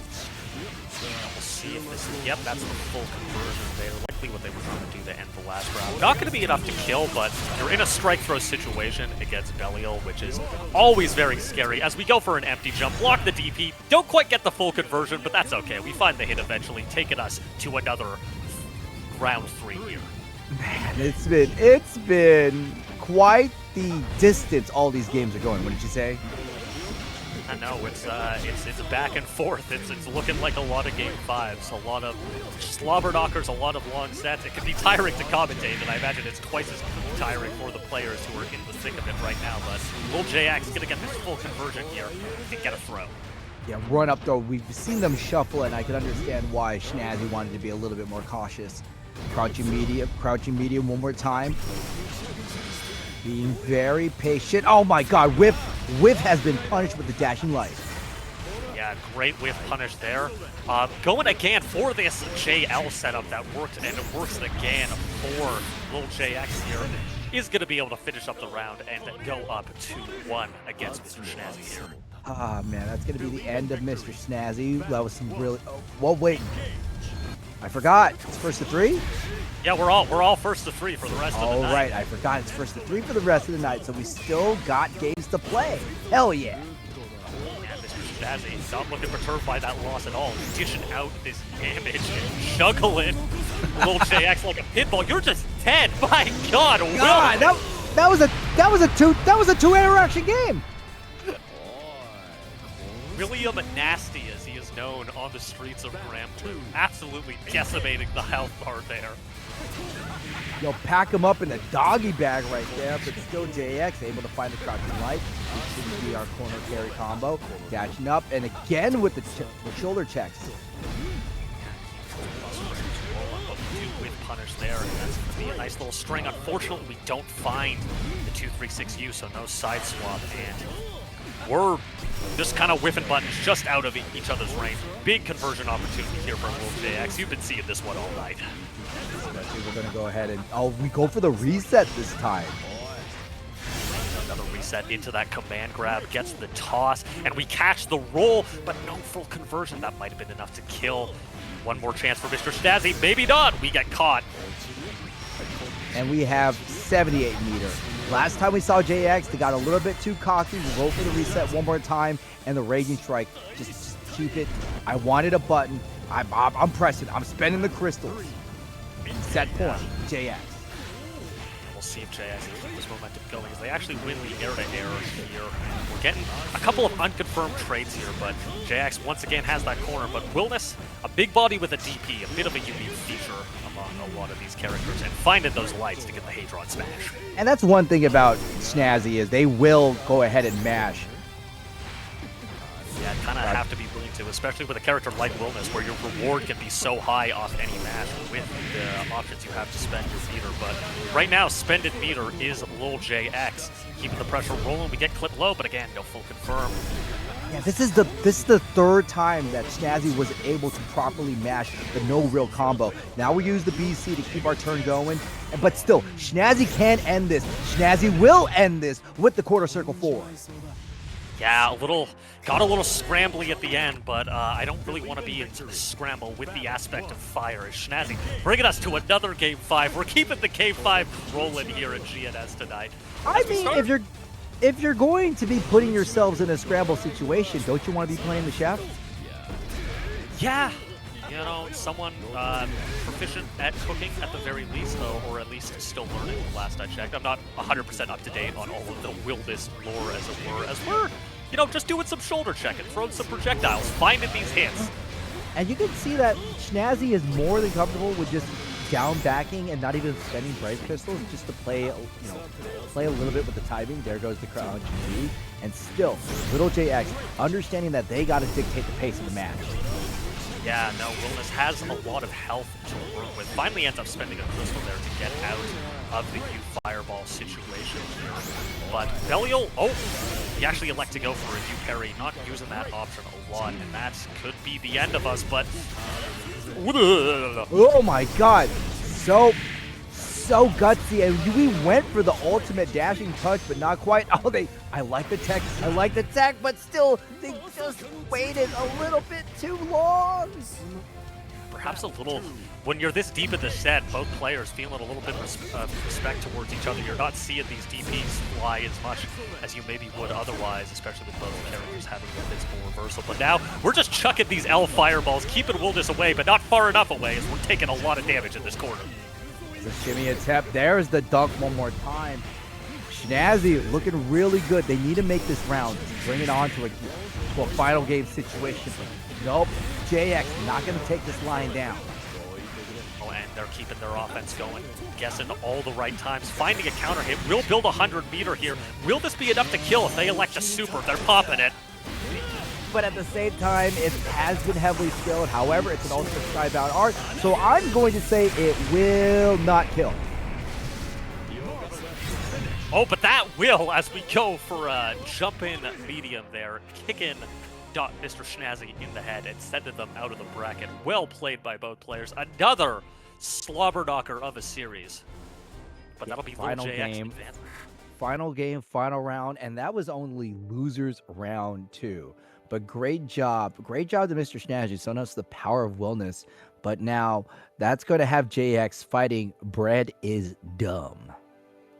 Yeah, but coming up on the other side of losers, we have Sticky Note versus Tig or T1G37. Hilariously, Tig, since the last time we saw them, has actually hit the rank ladder and gotten that gold master prior to this set. So that's kind of fun to see.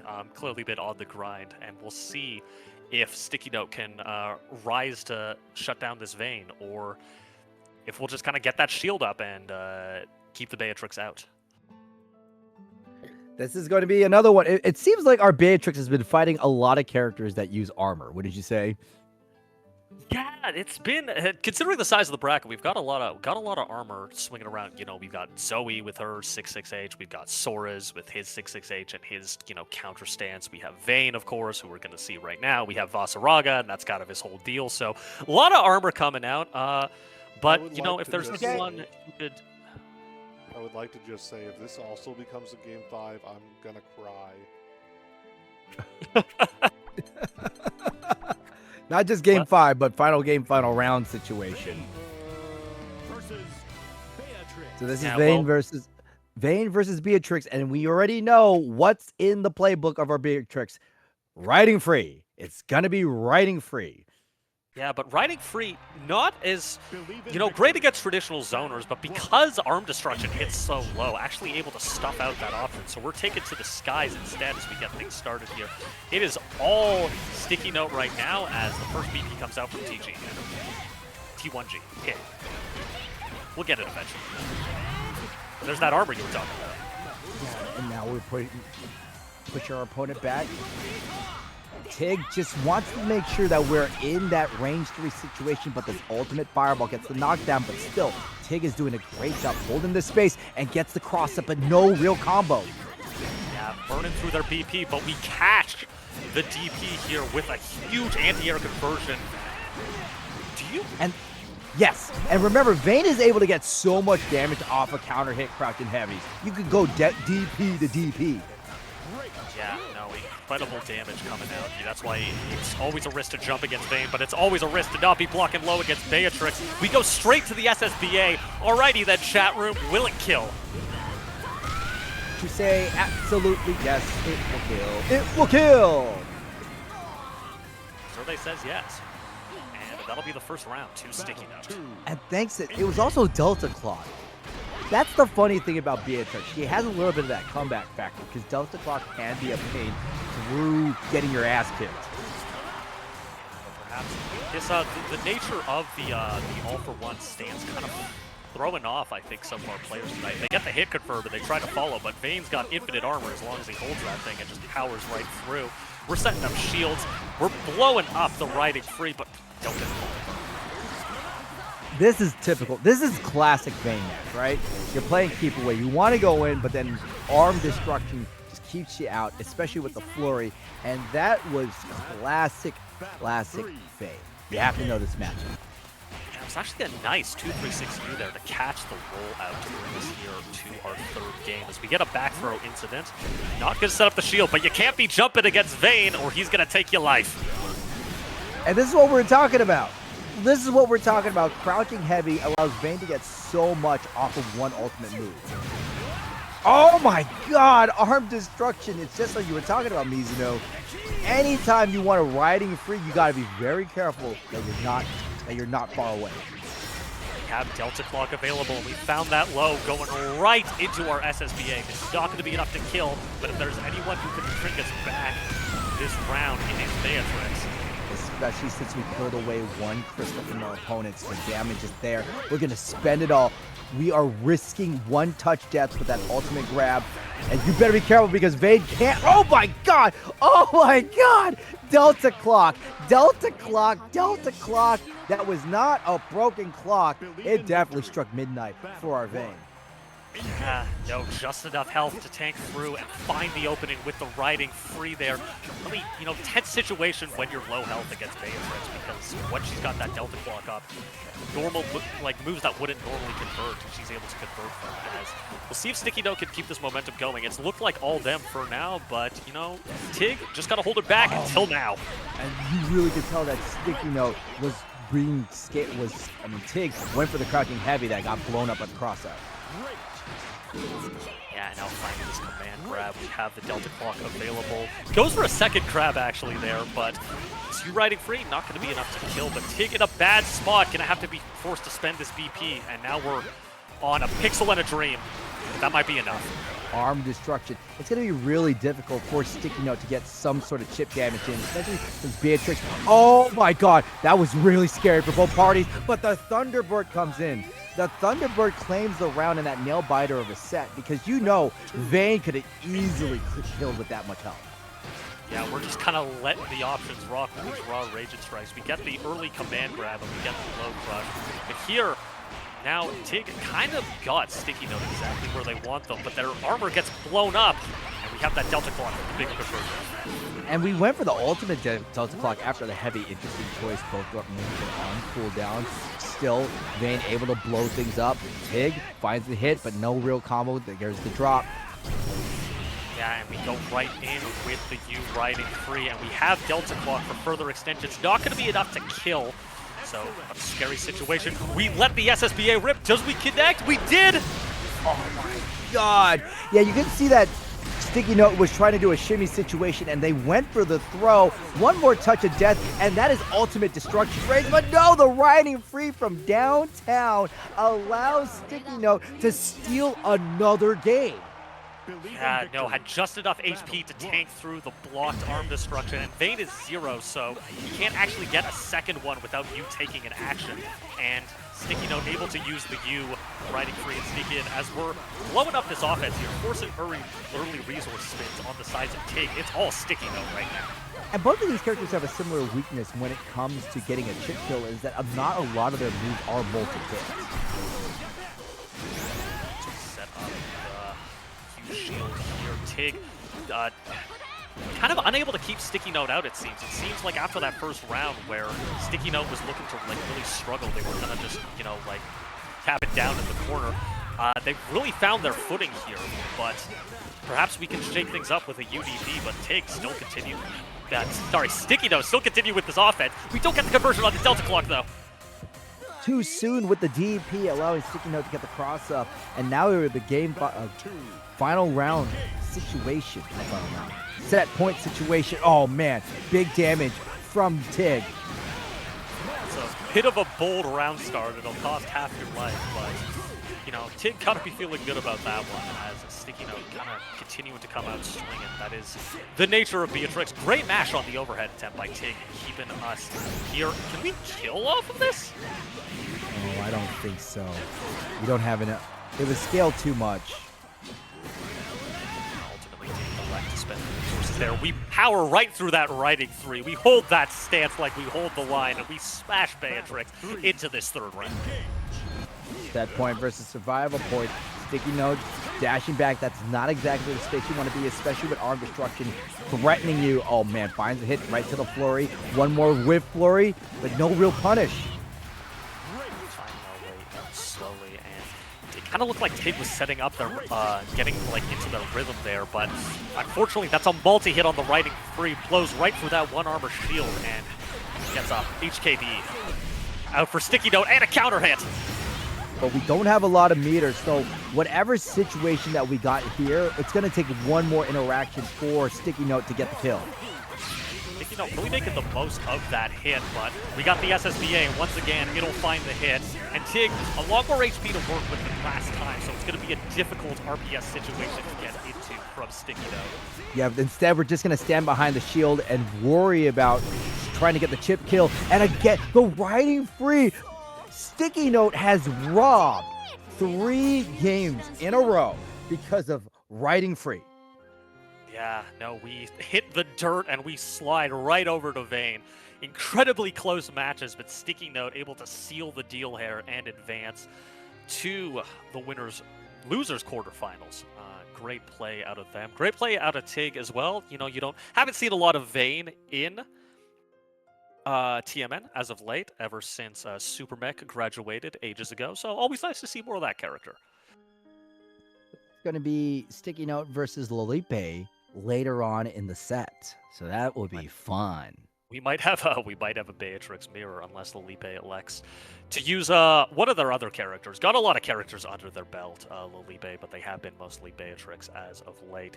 As now back to the setup is Bread and Lil JX. We have a bit of a lore matchup here. 2 characters that pretend to like each other in Beelzebub and Belial, and we'll see, you know, which demon comes out on top here. They're both so hot. Thank you, Squidward.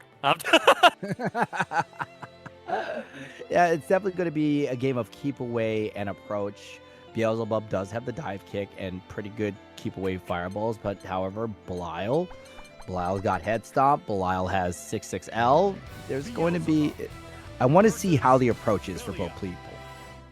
Yeah, I think there should be specific setups that Bread is unable to do into this Belial here, just because of the Give Daddy Some Sugar parry, which will allow, you know, Belial to kind of blow through those fireballs and teleport to Bubs here. As you know, we're being sultry with each other in the intros as usual. Bubs is having none of it, of course. As we're getting into the first round. Battle 1.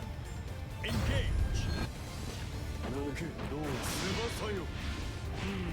Oh, getting a cross-up hit to start us off here. Brad finding the first hit, throwing out those fireballs. We'll see if Lil JX is ready for the dive kicks as they come in. Tap it here, forcing an early BP. We got plus frames with that fireball, and plus frames right back. Oh, and that's our first anthem of the night, and it does connect. Grab. Now really low on health is Lil JX. Now on chip point, does find a hit, but they have to make a lot of magic happen, and unfortunately they don't get the full conversion. Finding a lot of these stray hits. Fred whiffs a DP, but again, just basically anything will do it. But yeah, one more hit, and there we go. All right, let's see what LJX does. We have the momentum. but any block special is doomsday for them, and that block's, well, not a block special, it's going to be the dive kick. Yeah, that block, you know, making a lot of magic happen with that magic pixel, but that was a bit of a mountain to climb, and Bread able to close things out as we get into the second round here. We're wasting no time taking shots at each other. Low dive kick, and one thing I really appreciate is Lil JX is so brave and so effective with these dashing lights. Yeah, no, just using the pressure Belial gets from those plus range. Belial kind of notorious in this game as we get that second hit of the DP. Unfortunate little punish there, but kind of notorious in this game for having everlasting block strings, and Lil JX definitely using a lot of that to their advantage. But we get a second anthem. That's anthem number 2, and it's another connect. Yeah, the gap in this string. Great job for Bread is done to recognize that. That's some big damage scored, and we now got our pressure for a throw of our own. Yeah, we just take that space, stick out the stanky leg, and take out the first game here for Bread. Utilizing their signature technique. Surprised not to see it took this long for the anthems to come out, but you know, I'm happy they're back, and Bread looking to keep up this momentum. JX unreliable for the dashing light, but Bread is dumb, has so much pressure, so much momentum. Jump in, not quite. Let's get the string one more time. Dash up, throws the fireball to cover the approach. And that's another thing about Beelzebub. We can just mess our opponent up at full speed. Yeah, no, Beelzebub kind of struggling because he kind of moves like an old squeaky shopping cart, but does of course have that teleport as well, and that dive can kind of skip.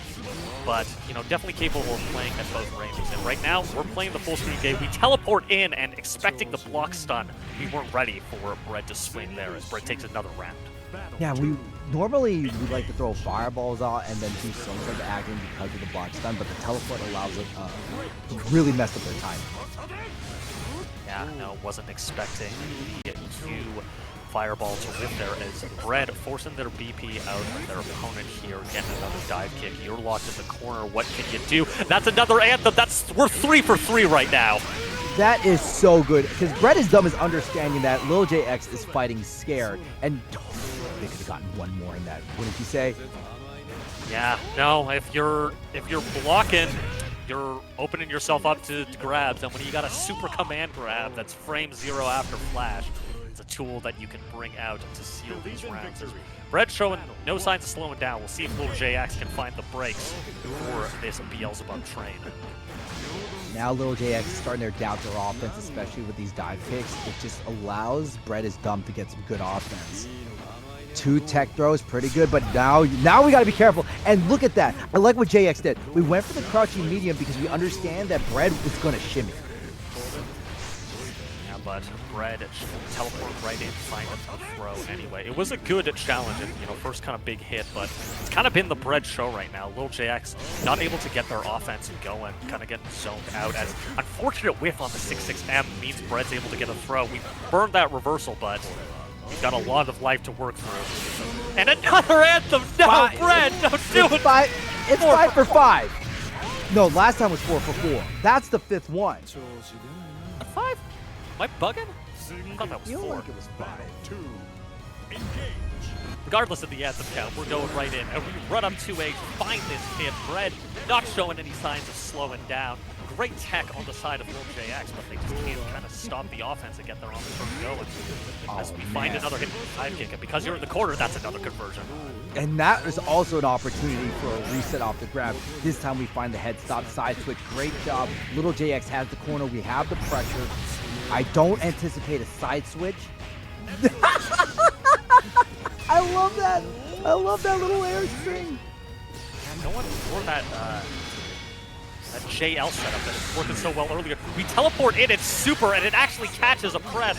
Bread, now one more good hit, but great use to give Daddy some sugar. We do find another counter hit. It's a real scramble. Lil JX struggling to stay alive.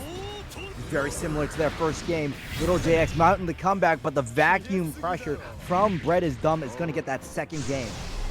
Yeah, even with the full stick of butter available for Lil JX, it's so scary being in that situation with no HP. So Bread able to wear down Lil JX in advance to losers quarters. But well played by Lil JX. Treat getting to see some Belial gameplay. Well played to them as they exit, I believe, at a respectable 5th. And that's also going to exit Mizuno's butchering of the name. Don't blame me. You can blame the in-game announcer. Okay, that's. We hear you more than the announcer. Still, though, I really like what Lil JX's game plan was, but what really is impressive for the two of us was how confident Bread is Dumb was in their command grabs. They didn't whiff a single one. Yeah, the Anthems, I was kind of surprised to see them come out so late in the set. But Bread, looking like they're feeling themselves a lot more after that close, tense set that they had with a doll, I believe, in the winner's side. So we'll see if they can keep that momentum up going in. But we might see the B mirror here as we have Lolipe and Sticky Note coming up. Both masters of the way of the concussing yourself for a command grab. Yes, the masters of the Beatrix, the concussive clock. One thing that we have to remember, just how belligerent Sticky Note is with riding free. I mean, every Beatrix loves riding free, but Sticky Note was able to rob 3 games from Tig with riding free. Yeah. No. And Beatrix, just because of that Delta Claw, definitely a character that can commit a lot of crime, a lot of robberies here. As we have the Beatrix avatars, we have the Beatrix locked up. It's going to be a slap fest here, a riding free fest. And we'll see which one of our devious combatants is able... I wonder if because of both people having access to riding free, that we're not going to stand in riding free range. That both of these Beatrixes are just going to keep it close range with this dashing lights, knife fight in a phone booth sort of vibe. I'm not sure. We could either see like more relaxed play, respecting each other's options, or we could see even more unhinged play. Just like, well, I know what you want to do, and we're just gonna kind of let it rip, and we're gonna play like cars in neutral and see what happens. It's either we're gonna clash or it's gonna be the most respectful game of no neutral skipping that we'll see. I don't think so. We're gonna let this. What's that? Also a Catalina player, so definitely capable of playing, kind of that slower style, but we'll end up seeing what was going on. When they were taking names on this Beatrix last week, it was through a lot of these riding free skips as, yep, they let it rip right off the start. They both went for it, but because Lolipe spent the meter, did the heavy riding free, they won. Drop there from Sticky Note. They've been trying to do that conversion a lot, and unfortunately it hasn't quite worked out for them. Lolipe finds another hit. We do have the life advantage, getting our plus frames. Lolipe, though, with a lot of meter to their name, as we're just trading places in the corner. We're going crazy here. Oh man, Sticky Note putting it to Lolipe, standing still, keeping at that stand medium range.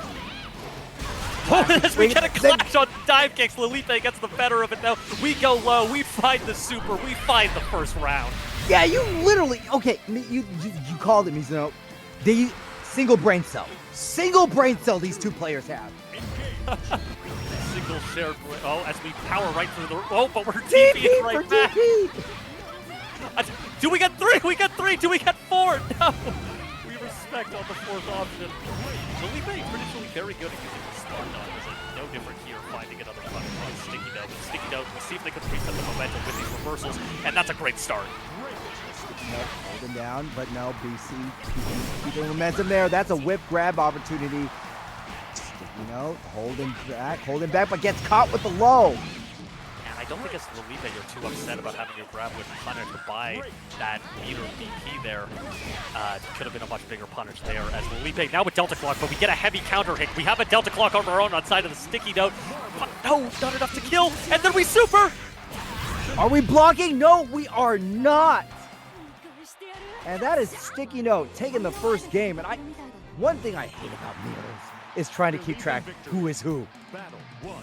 Well, Sticky Note in this case is red and Felipe is blue, but it might be difficult to keep track of that, especially when everyone's glowing yellow for these riding frees. And I gotta say, I'm kind of feeling like Piccolo and Yamcha watching the Cell and Goku fight. This is going pretty fast. It's hard to keep up as we find a big counter hit.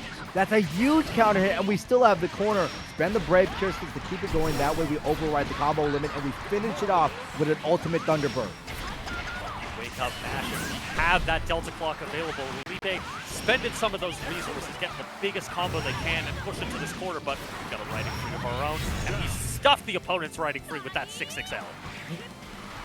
Lolipe finding the victory here. So yeah, Sticky Note in blue and Lolipe in red. Sticky Note in red and Felipe in blue. Damn, you're right. It's like we're back on Blood Gulch and Halo, trying to figure out who's who, but we gotta grab. I get the Warthog! I was never any good at driving, but these two looking pretty good at driving with these riding frees as Felipe finds another way in. I just watched Red vs. Blue. All right, Felipe coming in the pressure. Here comes Sticky Note running up, but there's the riding free from Felipe one more time. We got the corner, ultimate riding free. That's going to put us in the minus situation, and Felipe decides to challenge, and that's a huge DP. That was, we gambled on that one. Yeah, great patience by Felipe there to block that out, and then throw in for a little extra added mental damage, making him watch the cutscene of the Beatrix Super here, but things looking good for Sticky Note as we have the corner to start things off. Still Felipe, just pound with the riding free, no doubt the clock prevents ourselves from getting a combo off for that. God, no way! What was that? You telling me they both clashed on the standing medium and the heavy riding free? Oh my gosh, the single celled of Biba brain cell taking over the Beatrix.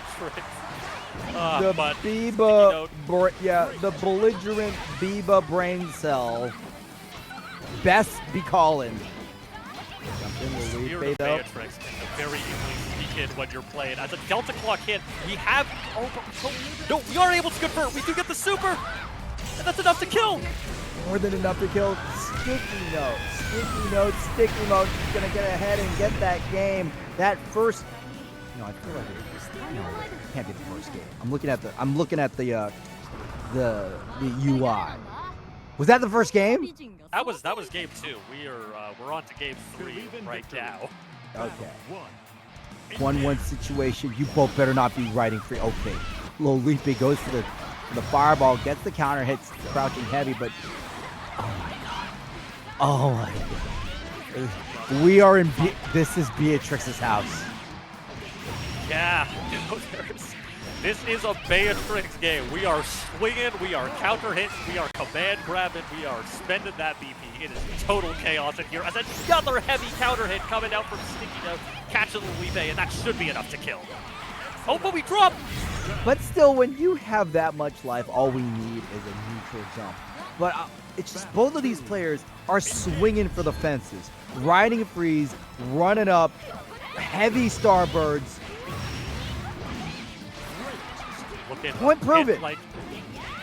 It's looking a bit like a bar brawl right now. We're just swinging the haymakers at each other, and right now it's all in Sticky Note's favor as they just keep the momentum going. An unfortunate drop as they commentate the curse of it. Felipe's got the momentum. This is a heavy riding free. We don't have to worry about that for a while, allowing Sticky Note to press the advantage. This time we go for the BC, but not the BC. Raging Strike was repelled. Cognizant of the fact that they had their Delta Clock there, so ended up popping the follow-up, and they end up popping the follow-up again, but no punish. But in the scramble, Sticky Note stands strong and goes up 2-1. 2-1. You know, this is one of those games where we don't mind if it goes the distance because they've been going so fast. Both crouch. Sticky Note first with the riding free, steals her turn with the DP. The standing medium allows ourselves to get the hit, and there, first Delta Clock. That means if Sticky Note gets a riding free, is going to be real nasty, and they're probably going to do it right now with the Thunderbird. That's a big contender here. Well, unfortunately, a little too high for them to get the last hits of the auto combo to build up for the super. But these riding free is not working out for Felipe. Is Sticky Note working their way in. We're getting blue. We're getting BC spent. We're blocking riding free, and we don't have Delta Clock anymore. No, we don't have Delta Clock. But the Thunderbird, not quite. Still Sticky Note finishes off the standing medium. We're spending that stick of butter. We're swinging for the fences. It is total chaos here, but it might be the chaos that Sticky Nose wants as they are one round away from advancing. Good opening. That's going to be just really minus. Lolipe jumps up. The DP was baited. Excellent. Lolipe can get some major damage now. Forcing that BC out just to escape the corner. Lolipe continuing with their offense, but you know, with characters as explosive as these, everything could flip on a dime at a single moment. We're blocking riding freeze. We're DPing on minus frames. We're going for a raw Raging Strike. As we Raging Strike right back, you've got no DP. You might be dead. Oh, they're not might be dead. No, they might be dead until now. They're dead. Lolipe finally gets around on the board. A bit of go again. Set point versus survival point. We're going to end this on game 4, take it one more to game 5, and you can see Lolipe going in hot, finds the ultimate riding free, no, the heavy riding free, heavy Starbird, and this could continue the pressure. No! DPs like Snips in the night. And that was so unfortunate for Sticky Note, and that allows Lolipe to get away with murder for a whip DP. Now Delta Clock available, can convert here into the super, doesn't elect to do it, unfortunately spends the meter for no avail, and now Lolipe with the better position. We DP right for a grab attempt, and another raw Raging Strike. These two are just pulling out every trick in the book to try to get the advantage off of each other, but no BP on Lolipe now. We might see a raw Raging Strike right back. No! The riding free comes in, and Lolipe takes us to another game 5. Another game 5, and this is only losers quarterfinals. This is some nonsense. This is chaos, and I am here for it. I mean, come on, Clash off of standing medium and the riding free, as well as the Thunderbird Clash. It's entertaining to say the least. It is quite anime as we let that riding free. Felipe with the better position, but we rip the riding free right back. That was the one that spent meter, but we are going to spend meter on the ultimate DP. Shimmy attempt is crouching B, finds the mark, no real combo. Both these people looking for something real nasty to open up, and that's going to be a riding free. Yeah, you have to respect when walking back against Beatrix just because he has that full low, and it can be hard to remember that when you're the Beatrix player. As we're popping a town down in the corner a bit, maybe trying to bait something out, but Lolipe standing strong, has great positioning right now. Sticky Note is going to need to find a miracle hit, and that's definitely not it. Lolipe on set point.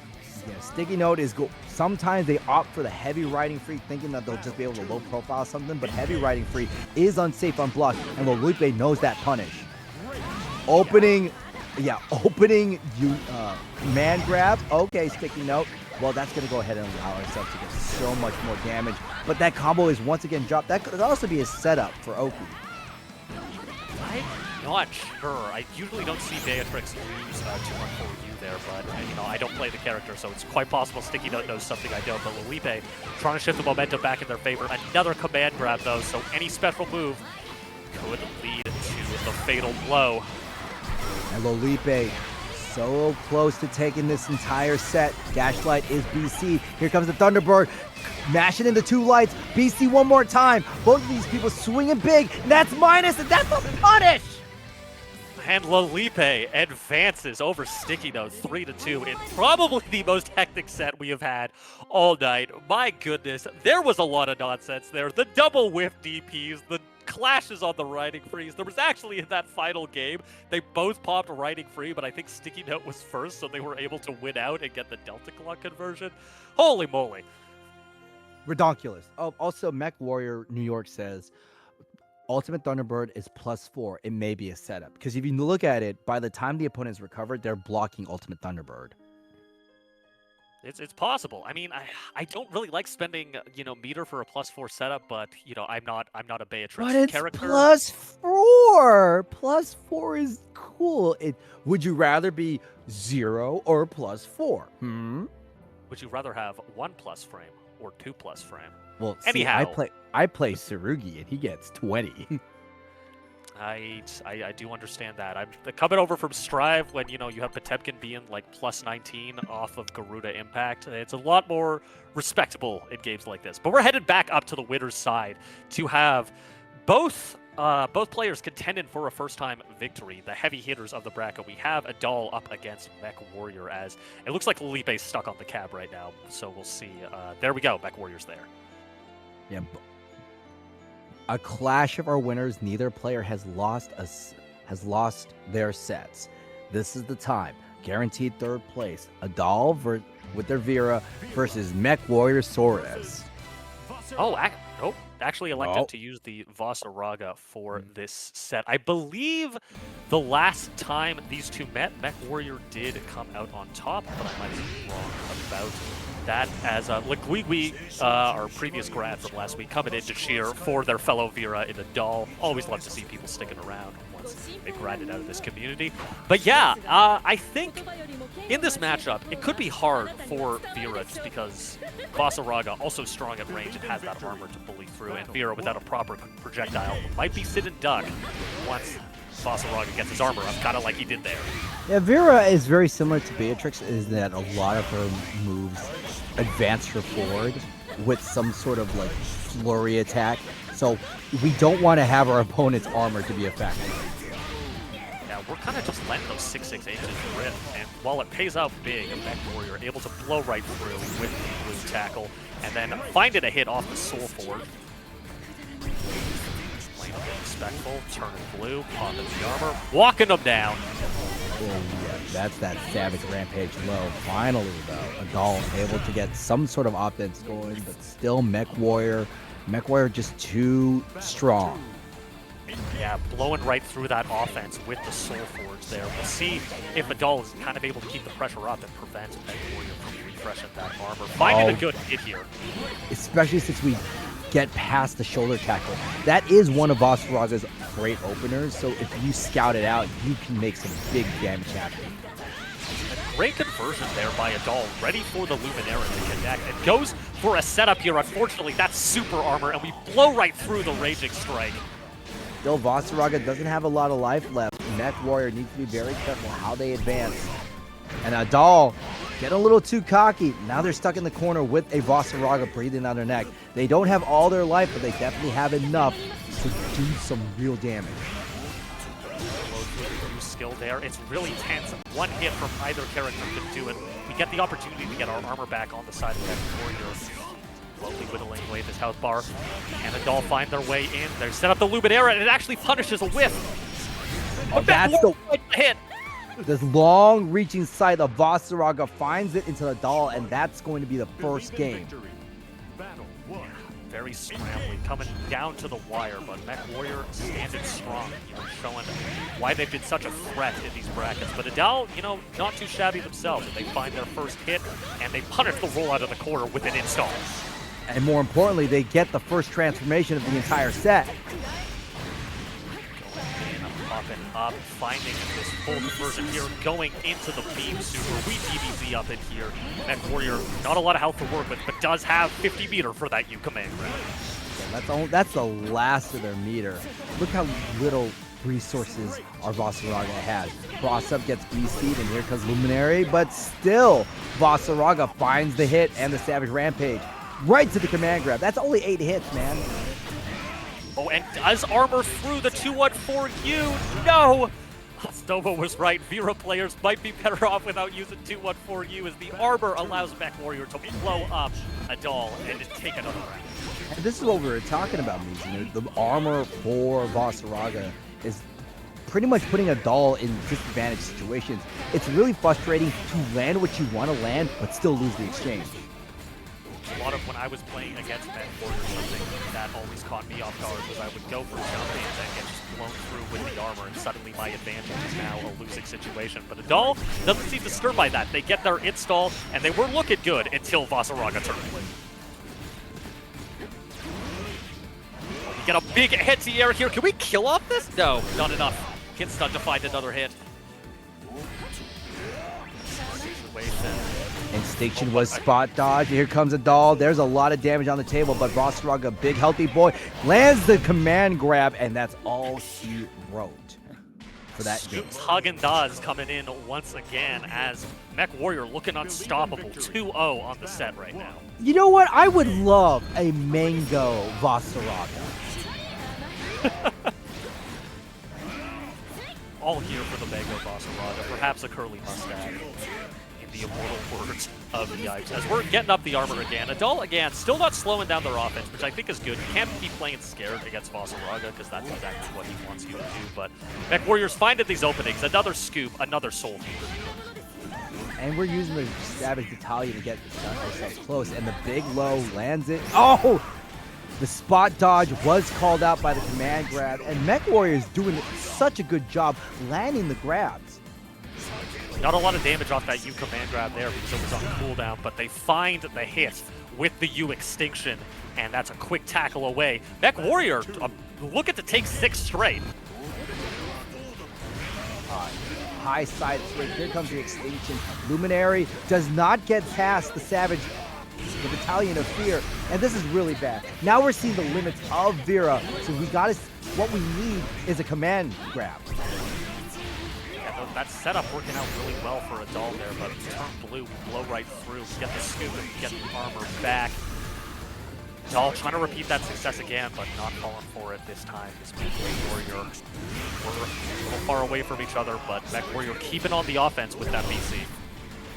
Shoulder tackle, Mech Warrior still holding on, being very careful, and you can see Adult being too patient, and with that, Mech Warrior will be moving on to Grand Finals. Mech Warrior making it look easy, just blowing right through all the Lumineras and stuff like that, using the big buttons and command grabs of Vossaraga to keep that offense going. Well played to them, but of course Adal will have a chance for a run back if they can survive the loser's bracket. As we have, and this is what I was kind of expecting, Bread, a notable disliker of the Beatrix character, and was prepping some secret tech for this matchup specifically, as right now they are hovering Anila on the screen to attempt to fight Lolipe's Beatrix. 3 games left here. Lolipe is going to be playing Beatrix one more time, and I'm wondering what Bread is dumb. What did they cook in the lab to fight Beatrix? Beatrix has been a big problem in this top 8. Yeah, Beatrix, you know, a very, very explosive character. Got a lot of comeback potential, got a lot of moves that make people think twice about the way they usually play their game. You know, being able to sneak around fireballs, low crush, high crush with those kicks and slides. So we'll see if the Anila ends up being Bread's answer for this. Does have that grounded fireball, so can stuff the riding free, but, you know, obviously a very different character from Beelzebub. Much more Shoto-y than the more typical zoner style that Bread is used to. Mm-hmm. Still, we are at the character select screen. We're just trying to form our game plan. Yeah, trying to form our game plan. This is always the tense parts here. This is loser semifinals. Somebody is going to be going home, but it could be anyone's game. Yeah, it could be. We'll see if Bread has prepped the secret tech for the matchup, or if they end up swapping back to the Bubs. You know, they did go 3-2 last time with Lolipe in this matchup, so definitely on the cusp of figuring it out. But Lolipe, sticking with this Beatrix, I'm kind of surprised we haven't seen any Catalina at all from them, but hey, you know, if something's working, why change it? However, Bread is dumb. Looks like they have went to the Anila, the sheep girl. Yeah, I'm curious to see. I don't know how much time. I've been told this is what Bread used to play back before they were a Beelzebub main. As we're starting off really strong with the sweep. Yeah, the 2U was just long enough to stop the riding free. You can see on paper how the matchup might allow Bread to kind of overcome that tool that they find so frustrating, but we'll see if it's enough, or, you know, if comfort with the character is just more than the switch and entail. But we slide right in. Lolipe still looking really good. We'll combo into a super here. Not enough to kill, but still a great spot for them. Yeah, especially since we have so much damage done. And you can see that Lolipe does not care about the Anila. Like, hey, you're going to play a little bit different. I'll play my way, just so you have to adjust. Very confident in their own game as they find another 6-6L here, giving them the first round. Dashing light. The Anila not really being much of a factor. I'm wondering if Bread is Dumb loses this set. Will they continue on the Anila, have faith in their research, or go to the familiar? Well, they do find their first big opening here. We'll see. Actually ended that combo a little early there, but we space ourselves nicely for the DP, but no full conversion. Oh no. You're stuffing buttons with the sheep though, which was the Okay, that's one of the reasons why I understand now. Anila's sheep stops riding free. You can't low profile the sheep. Yeah, you can't low profile something that's running along the ground, although I don't know how hard those sheep can even tackle into things. They look about as fluffy as, you know, a pillow, but it seems to be working out for Bread so far as they continue to take space. Set up the ultimate sheep. That's 3 sheep for the price of 50 meters. Way to shear the difference, and look at it right now. Lolipe is having themselves chipped to death. They're playing the range game. Are we gonna dash back? No. Command grab is landed. Next hit's gonna win. How will Anila, how will Bread is Dumb handle it? And that's gonna be a DP. Now, good reaction there by Bread. Didn't have any Brave points to force the Beatrix off of them, but good use of their resources as we're going into this third round here. I am a bit concerned just because, like, Anila, being a much slower character, not very explosive with the damage, if Lolipe can kind of just force these situations where they can get a lot of damage, Anila might not be able to keep up as well as Beelzebub, especially with Bread's optimized combos might. But they're looking pretty comfy so far. Especially since the riding free has been negated thanks to the running sheep, forcing the Thunderbird, and this is going to be the classic Lolipe setup. Corner combo to the Skybound art. Oh, that's Again, bad. That command grab. That's bad. That's a bad, but that's good for us as we find the counter hit, but there's no conversion, and Lolipe sticks their foot out, kicking the Anila in the head, and that'll be the first game to Lolipe. And we're backing out. I think Bread is Dumb recognizes, hey, I did find ways to negate riding free, but the rest of my comfort, the rest of this character does not have the output I need to win. Yep, swapping over to that Beelzebub. Kind of the predicted pick from them. We'll see. You know, if they're able to stuff this riding free, if they understand what they need to do, or if Lolipe will kind of continue to make fetch happen with the riding free, and that's a great start for them. Stop trying to make fetch a thing. I will make fetch happen, and Bread looking to make the anti-riding free tech happen, and looking very good so far, keeping Beatrix locked down, but we do find a cross-up, and we force the spend of another VP, now only 1 to our name. Lolipe, wouldn't be a lot. It's going to be really dangerous for Bread without any Brave Crystals. But Lolipe showing how much their offense is extremely explosive, but still, Bread is Dumb, finds the dive kick, finds the round, finally gets on the board.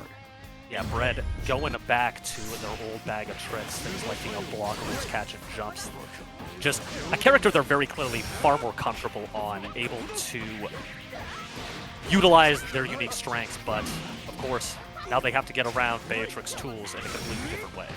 Now you can see that Lolipe is not doing their heavy start Thunderbird setup. I think they want to hold on to the meter now. Good jump in with the light, mix it up. This should be a reset situation, and we will spend on meter just so we can get rid of a Brave point.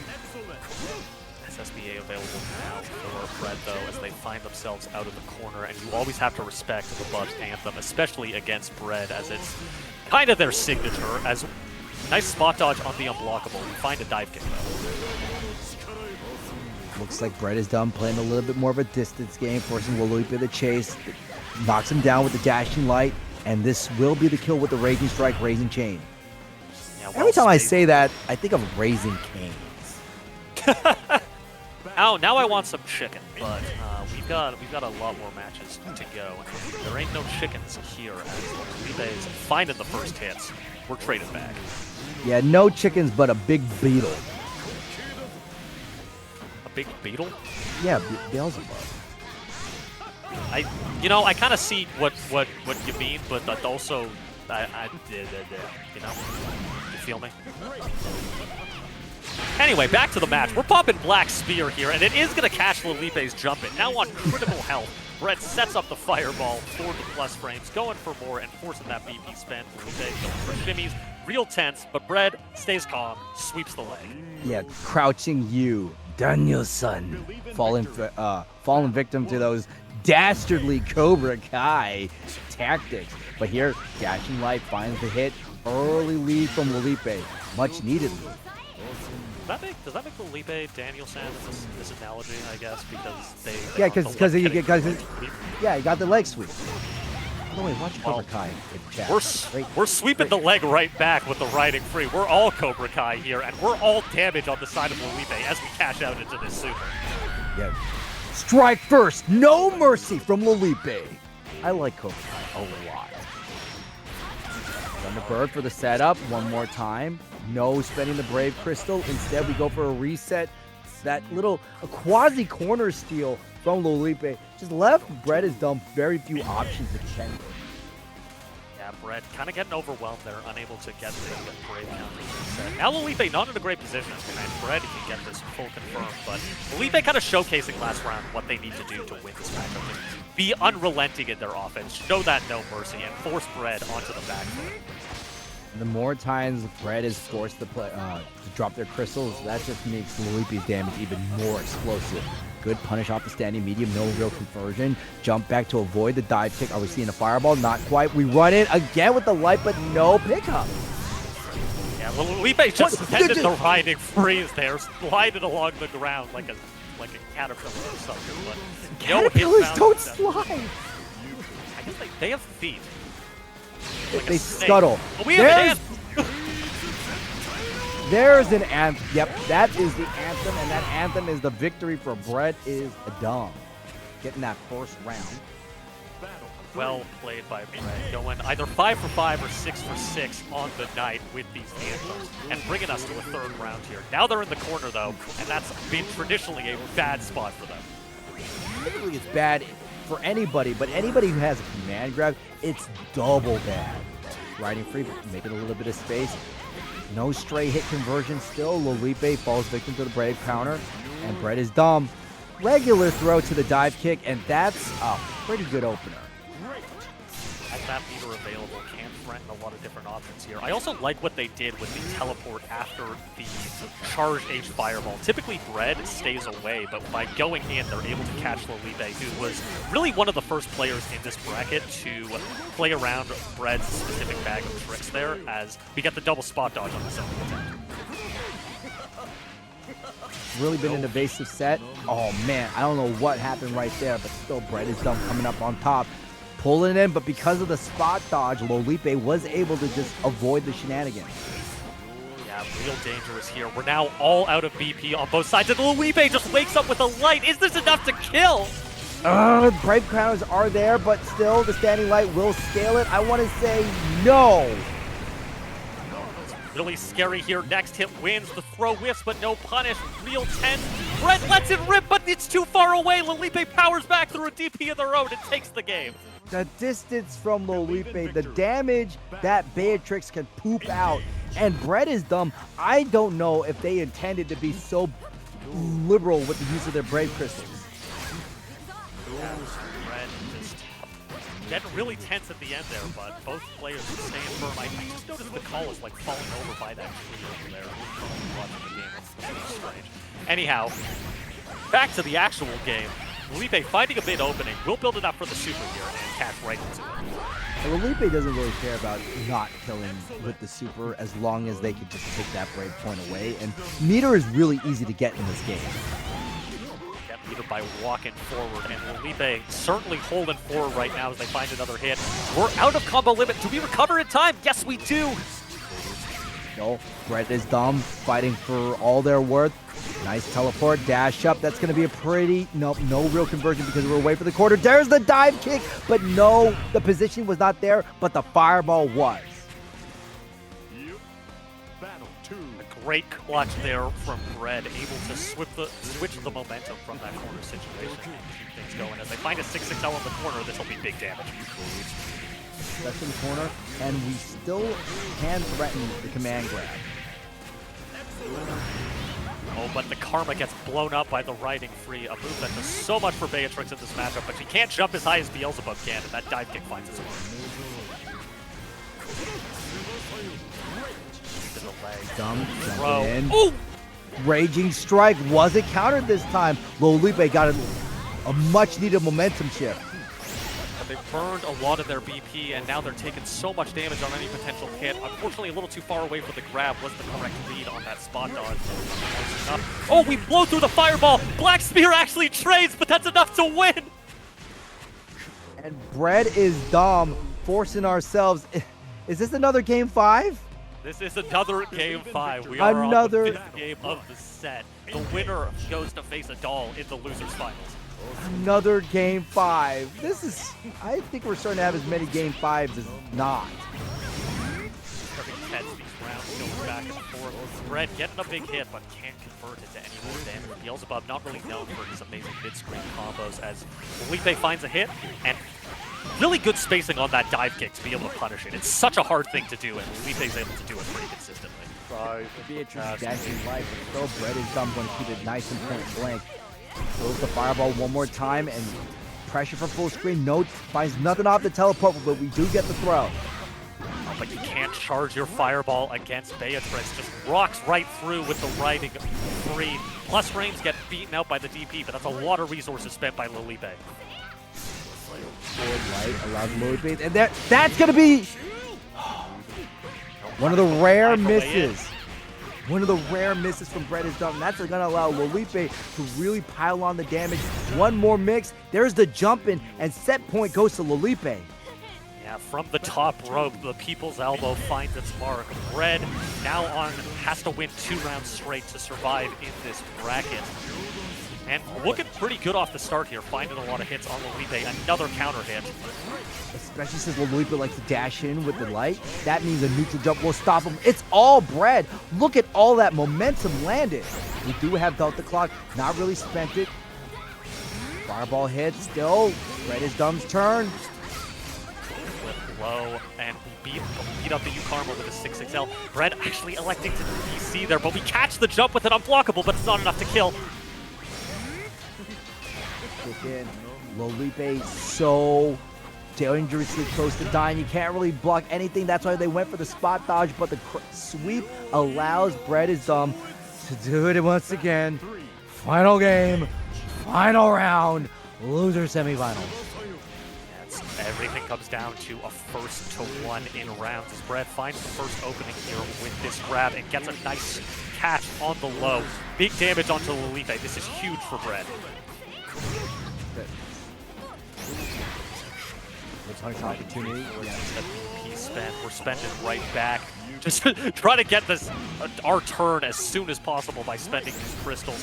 100 meter on the side of both players now as the throw gets jumped away from the air-to-air situation does go on the side of Lolipe. Bread's now in the corner. Bread is in the corner. They go for the super jump back. Excellent wherewithal from Lolipe. But Lolipe gets mashed on, and finally, Bread is Dumb ends the set, ending the tyranny that is Beatrix. Lolipe getting a little too excited there, actually pressing on the plus frames, and Bread capitalizing immediately. I guess Lolipe wanted to mash out on the strike throw, but Bread finds their way in, defeats their demon in Beatrix, and will advance to losers finals to face a doll. So that's going to be Beelzebub versus Vera.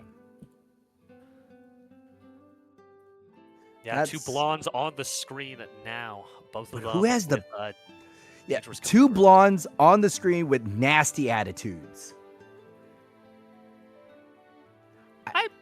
What I call Vera's attitude, I mean, I appreciate not my. She can get a little freaky. I will say that. Beelzebub, 100% nasty attitude. That man is not here for anything that anyone does. He just wants to rule the world. I would like to just... Both of these people are not the people that you have your mom meet. That's what I'm saying. You don't take them to the family dinner. Captain No Fun. Yes. I would like to just state for the record that I appreciate your Yakuza 4 reference. Huh? Oh, do you not know? Are you not? So, in the original trailer for Yakuza 4 on the PS3, This was still at the time where Sega was trying to market it as a GTA killer. Yeah. So they were talking about the 4 main characters of Yakuza 4 as 4 bad, nasty men. 4 bad, nasty, evil men. Because again, they were trying to sell it like GTA instead of it being, it's the crime drama that it is, or like the more sincere characters. Right. They were leaning into the seediness and these guys being bad dudes. So they're not. In the trailer for Yakuza 4 Remastered, there's no voice acting in it, and the original trailer is like 4 bad, nasty men. In the trailer for Yakuza 4 Remastered, it has the same, it calls them the same thing, 4 bad, nasty men, and then does a wipe to change it to be 4 complex, developed characters. Man, I love Yakuza, but I did not. That was a deep cut, deeper than anything I could go. But here we go. Beelzebub, piloted by Bread is Dumb versus Adol's Vera. Let's see how it goes. We're going to start off with a dive kick. And we may not have 4 bad, nasty men, but we do have 2 bad, nasty redheads, as it turns out, not belongs as Bread. Finding all these early openings and keeping Adol on the back foot. Bread is Dumb and Adol went into the chat and be like, hey, make sure you pick the redhead. I do know this is Bread's color. It's the one they have repped on all the top 8s. I'm not sure. I believe this is also the color Adol's been running. I don't know if that's the color they always run, but they are finding this conversion here and able to get this pickup all the way to the corner. Yeah, that was literally corner to corner. We throw out the ferry to make sure that we keep our opponent pressing, and still Bread is Dumb, caught in the corner, and we're just going to go ahead and super for the transformation. And with that setup there, catching a Bread wanted to do something. Would have had to use a super or another reversal because no BP available to their name. As Adol taking game 1 and trying to slow the momentum of Bread, who is coming hot after just playing in the loser semifinals. Bread had a pretty long set, so I can understand that they might be a little bit tired. Is always a risk, and one of the big advantages of sitting pretty in the winner's side is you don't have to go through this entire losers bracket, which can be quite a grueling ordeal. And these players definitely making it one from their opponents. We've seen a lot of game 5s, a lot of really close sets, but Bread finding the open here. Looks like Adol trying to mash out from that string, goes ahead and use the DC Luminary. Finds the hit, good conversion, and that's going to take us all the way to the corner. We have 100 meter, but here comes the anthem! But not quite close enough, but we still get the win. Black Spear coming out, killing the Vera there. I actually thought it would have safe jabbed on the side of Adol, but not the correct timing as Bread finding an anti-air to start us off in the 3rd round. Also, I'm just a little mad at Arc System. Why did they give Vera a quintessential move such as Luminera, but also make it hard to say? Well, that's technically not Arc System's fault. You can blame Cygames for that one and the lore that this character has had. Great tech on the side of Adol as we're keeping Bread locked down, but a pretty substantial life lead for our Beelzebub. Teleports in and gets a grab.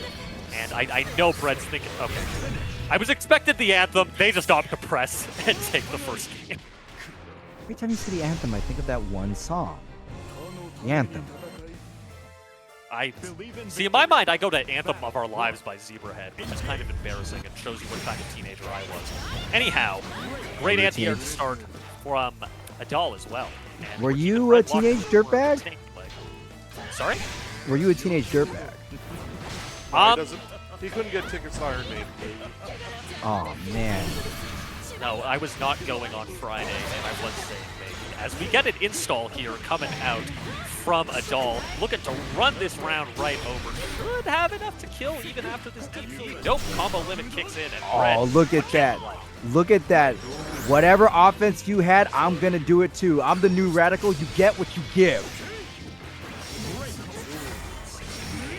100 meter on side for both of these characters. Adol can elect to play a bit careful here just because of such a substantial life. We just let the 2-1-4U rip twice. Oh, man. All the way. All the way. So just remember, first to 2 situation, this is losers finals. Luna Milera still gets knocked down. Vera Holding on. Brett is dumb, jumping back, making sure that we can use fireballs. Oh, good tag. Stage and find a Brett with some openings here. Nothing substantial on the side of either player thus far for big combos. And mostly staying in the mid screen, but Adal pressing off plus frames.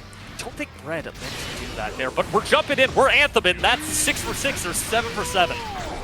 Whatever it is, it's going to go ahead and be big damage, and that's going to keep Adal in the corner. And this is going to be the Brett playbook. We're just jumping back, waiting for our opponent to press, because we can always threaten fireball or dive kick. Oh, not enough distance to avoid the dashing medium. But Adal going for, I believe, that command grab there, and Brett popping the DP to send us to another round 3 here. And we're starting off with another big anti-air. Not to mention, Brett was so ready for that combo. Arrow, no, quite. Jumping B, excellent. Gets the knockdown. Brett stuck in the corner. Adal locking him down, but that's going to force the BC out of them. Trace BP right back, and we actually get this combo. This is really cool routing, and we've been seeing Adal doing it a lot with the pickups off the Luminaria summon here. And Red still locked in this corner, and we're going for a cheeky reset. We have install now. Yeah, remember, Vera also has a command grab, but it's not as good as the Anthem.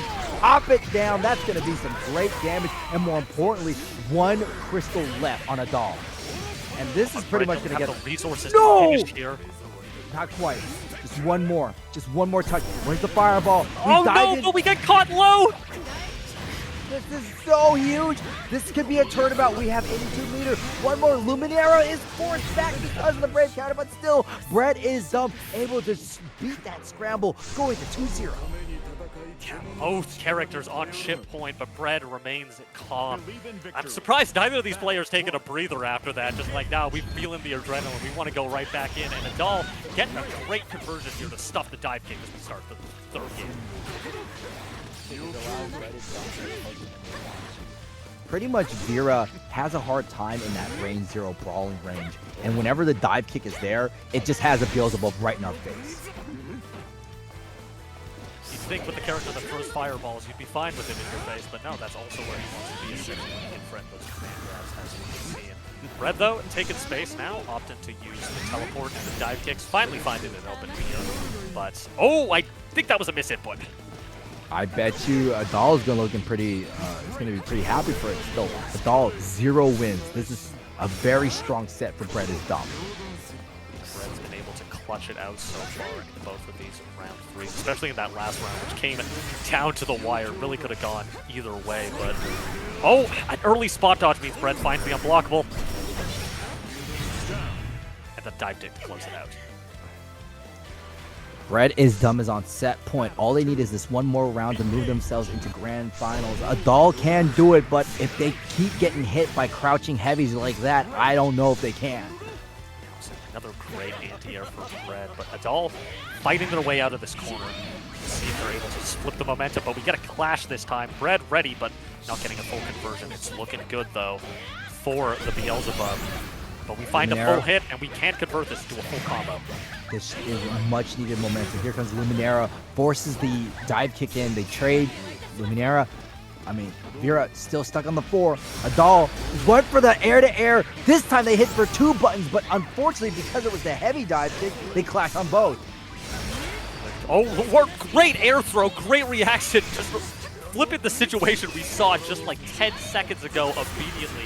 Adal finds the hit. They should be able to kill here. 100 meter especially.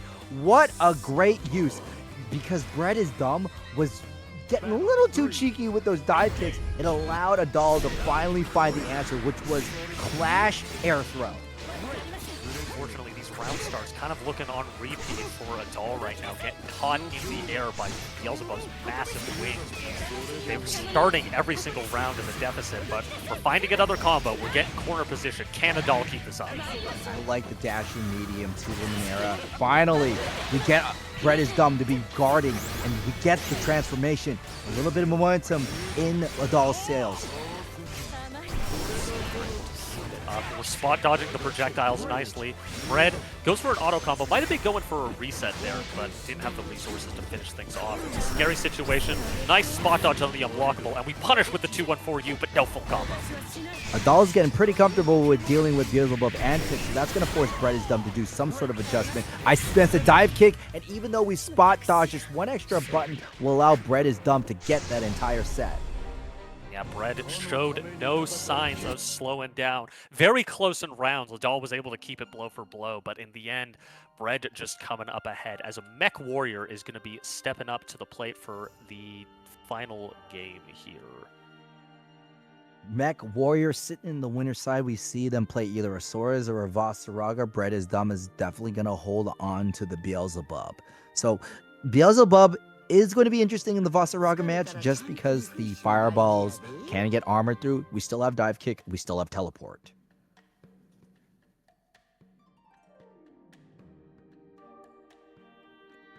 But still, what a just a cheeky set of exchanges from Adal, wouldn't you say?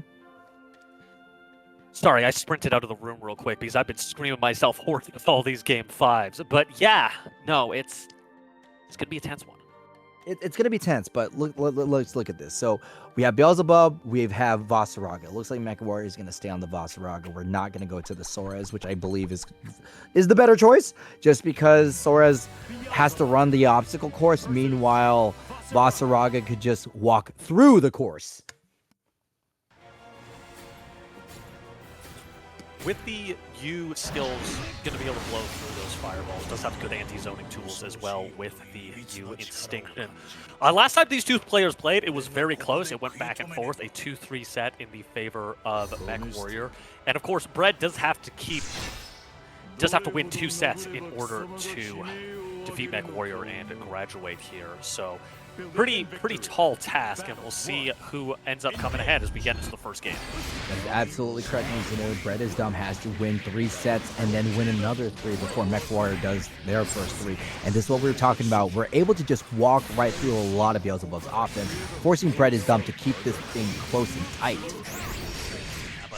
The disadvantage Vasaraga has is even though he does have this armor, he is still a big slow target. As Bread goes for a cheeky reset, we have not missed an Anthem attempt yet. And that'll be the first round to Bread, showing no signs of slowing down from their last round. Once Mech Warrior is overwhelmed, the limits of Vasaraga are in full display. So that's why they need their armor. And more importantly, they need their distance. Here comes the shoulder check. No shoulder check this time. Just out of the range for the side sweep. Spending our BP early here. We blow right through that 668 attempt, but we don't find anything more. Keeping space here, stalling out the armor is Bread, and we find another auto combo hit, but no full conversion. This could be big for Mech Warrior. Oh, man, especially since we dialed in with the heavy dive kick. Mech Warrior has so much space in, they run up just to close it in. That's a big hit right to the ultimate tackle, and now Bread is Dumb in the corner, forcing the teleport, and now forcing the BC. You have full Soul Forge available on the side of Mech Warrior as well, but it's like you're saying, going on the offensive, showing the weaknesses of Boss. We super the super, who's got more involved? No, they did trade! They both clash on the super, but still, the trade allows Vasaraga to win out. And still, both players are so close to dying. Neither one can give up too much life. The dive kick, not enough to get the kill. And still, Bread is Dumb. B is a lot. Words, just go. Believe in victory. 8 are able to clutch things out in an absolute scramble. Responded well, and we're starting off with another great anti-air, just like we saw in the set with the dog. Command grabs to make some distance, and now marching our opponent down into the corner, forcing the jump out and back to the middle screen. If we don't have that Soul Forge, it becomes much harder to contest this Belial, especially Beelzebub, especially when he gets approached at such strange angles with the dive kick. Does find some space, but we jump the U command grab, and Bread finding a lot of momentum right now. A lot of momentum, but still Bread is stuck in the corner. Armor right through the dive kick. That's exactly what Bread didn't want. And Mech Warrior has so much meter, don't need to spend it off of the command grab. And that is a round, a much needed round. Great combo there, but Brett not showing any signs of weakness at all, teleporting right in, and we're just going blow for blow. And you know Mech Warrior has to contend with the teleport. How do we layer our offense? There's the unblockable. We got the corner, but we got the shoulder check too. Shoulder check is so good. You need to be very careful about how you space things. Power through another option with our new command grab. But yeah, Mech Warrior using their armor very effectively here. Gonna find a hit. Not gonna be enough to kill, but put Brett in a really bad spot. It's a really scary situation to be in. Oh, went for the low. And you can see that Brett went for the unblockable, and that was still enough time for Mech Warrior to plunge the scythe into the floor, and that is Mech Warrior's game. And I believe it's what, 1-1? It is a 1-1 now. We'll see if Mech Warrior can continue their momentum or if Brett claw things back. But this armor is paying dividends in this matchup as Mech Warrior is able to blow through the approach attempts that Brett is throwing.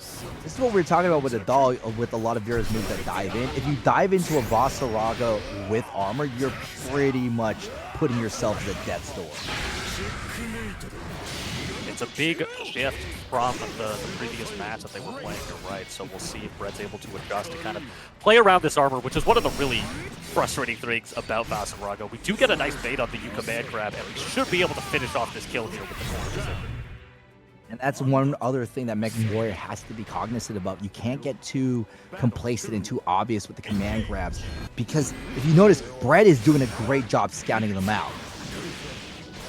Takes a command grabber to know a command grabber, and as we see tonight, Brett more than comfortable with the implementation of those command grabs. Mech Warrior trying to jump out, but getting clipped by that dive kick. Will be able to escape with the U tackle, but no momentum gain. Brett is on the prowl. But still, the jump back medium allows Mech Warrior to get a hit. Again, one more. Matching frames, goes for the low. The teleport gets called out by the tackle, and that's going to be big damage and even better positioning because we will get armor after this. Does have the soul forge available. Don't charge in. Don't charge in. Oh my God, that's still that worked. Charge right in again, keeping Brett in this corner, but Brett plays patient, finds their opportunity to teleport out, and locks Mech Warrior down with their barrage of projectiles, taking us to 2-1. Brett showing us the bread and butter right now. Definitely not looking buttered yet. We're just rocking and keeping Mech Warrior locked in this corner. Back throw incident, though. This could be the start of a really big momentum swing for Mech Warrior as we find a hit. We have the hit, not to mention we have 76 meters, and that's going to be some sort of bust out from Brett. The teleport one more time, caught Vasaraga while he was getting armor, and now Brett is dumb, has the opening, but still Mech Warrior lands the command grab. No, it's an interesting dynamic to see because while Brett has to contend with armor and dealing with hit stop that they don't normally, Mech Warrior also has to contend with the fact that Beelzebub can teleport and get a different spacing to prevent them from setting up the Soul Forge in situations they might be able to normally. But Mech Warrior comes ahead on that one. But comes out behind off of this exchange. Brett is dumb 2 rounds away from resetting this entire tournament. Mech Warrior, can they take this to a game 5? Can they take it to the end of the tournament? We still don't have Soul Forge, so it's going to be really hard for them to find their opening. Jump gets clipped here. Thankfully, we combo limit early. Oh, I believe, yes!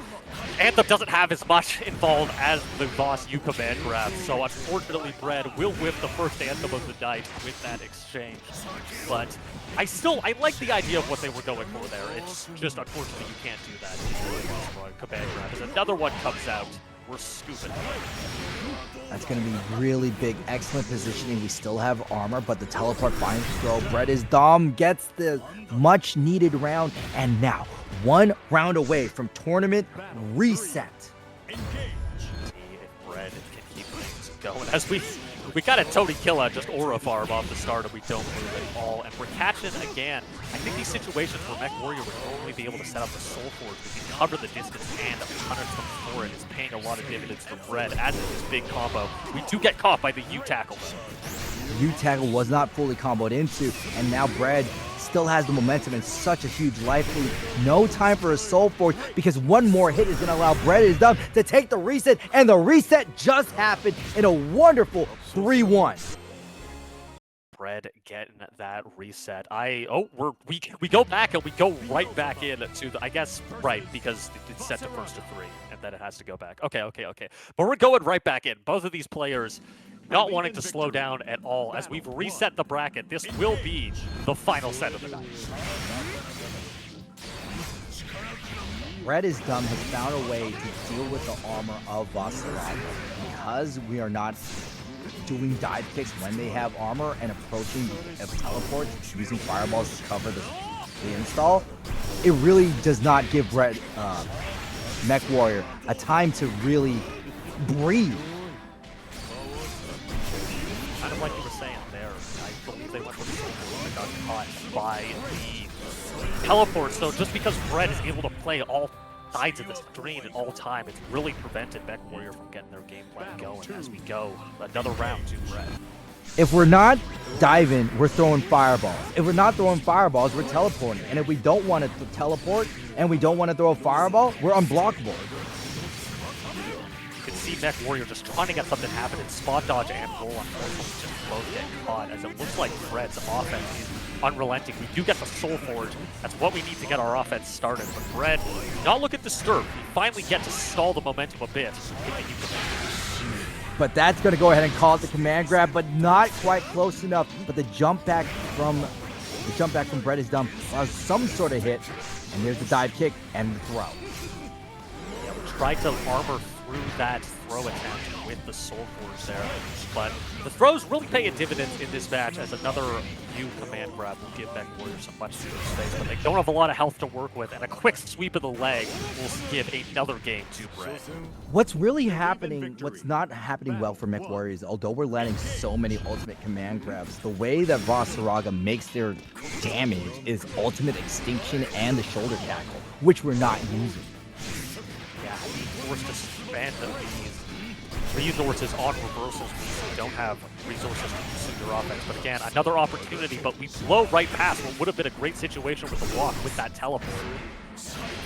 That's an ultimate command grab. That's not the worst thing in the world to finish, but that is going to be huge. Big damage from Mech Warrior. We need to get so much damage on the table. Keep our opponent in the corner. Oh, finally! We finally used the ultimate extinction. No, we went for Soul Forge here. Fortunately for Mech Warrior, we don't actually get cinematic hit off that Chaos Legion, but we do get a counter hit H. But the combo drops and we blow right through with the U-Tackle. The U-Tackle is something I really feel like Mech Warrior should be using. U-Tackle, I saw it from Blue Sky Guy. They'll do Savage Rampage to get into position, then U-Tackle. And U-Tackle, because of the wall bounce, allows Vasaraga to confirm so much damage. And with the infinite armor, they could potentially use fireballs, but just usually Mech Warrior's been on a deficit just because Red's been so successful at running their offense. It was a good roll to switch sides, but Red still finds the hit as we pull another U-Command grab. Just tried to get this momentum in our favor to stop Red's runaway offense. That's going to be some big damage on the table. 100 meter on deck. That means the Anthem can be threatened, and it does! We called it out. We called it out. Bad time to swap to the U-Tackle. That was a great idea, but we also have to remember that when Bread is Dumb has 100 meter, we will be threatening the Anthem. Red making every right guess on offense right now, finding another big hit into full combo. Mech Warrior does have the 50 and does use it, but has to use it on that command grab again. We're going to be back to the middle screen, finally goes for the set. The Battalion of Fear, jump back. That was a good answer done at the wrong time. Another hit, it's like you're saying, we're having to use all of our resources just to stop Red's offense, and we haven't had time to start our own, and that's kind of given Mech Warrior a lot of trouble. We see another U-Command grab, and it's good for resetting and giving us time to find Soul Forge, but we don't have the health to tank anything more. Red, one game away from winning the bracket and graduating from GNS. Ultimate command grab is a reset, but all it does is it stalls the inevitable. We need extinction, we need shoulder cards, we at least need the corner. Because every time that a teleport happens or a jump happens, it's all Bread all the time. Yeah, do get a bit of a combo there, though, and get our Soul Force so we can slide right in. But again, these teleports, I feel like are really catching Mech Warrior off guard. And Anthem, all but sealing the deal for this round. We do have 50 to spend, and it does work for us. Can Mech Warrior make something happen? Ultimate command grab, that's the Savage Battalion. All went back, not quite, but there's the dive kick. But because we were caught swinging, that allows Bread is Dumb to get the advantage. Bread is Dumb, one more tag. We get another command grab, though, but we don't have a lot of health to work with. And that unblockable, when your mental stack is so overloaded at low HP, that unblockable, even though it's easily reactable, it can catch you off guard. Tournament point goes to Bread is Dumb.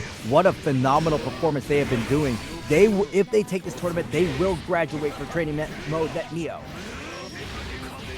Mech Warrior not about to take that one. Lying down does get a great combo, but a back throw incident might be at the end of their momentum as Bread using the dive kick to catch the U command grab attempt. Now we're in a lockdown, having to contend with all these projectiles.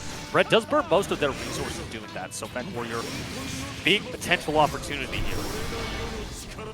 Mech Warrior jumping up, trying to find something. We get the command grab in the corner. We have to be careful of the teleport, but this time, Bread is Dumb gets the jump up, and that's going to be some huge damage. We won't be able to get the kill because we only have 30 meter, but we are in great position. Very scary for Mech Warrior here. We do find the U command grab, and that's going to be enough. Mech Warrior staying alive. The longer that this round goes, the more likely it is going to be Mech Warrior to win. Bread is Dumb wants to win fast.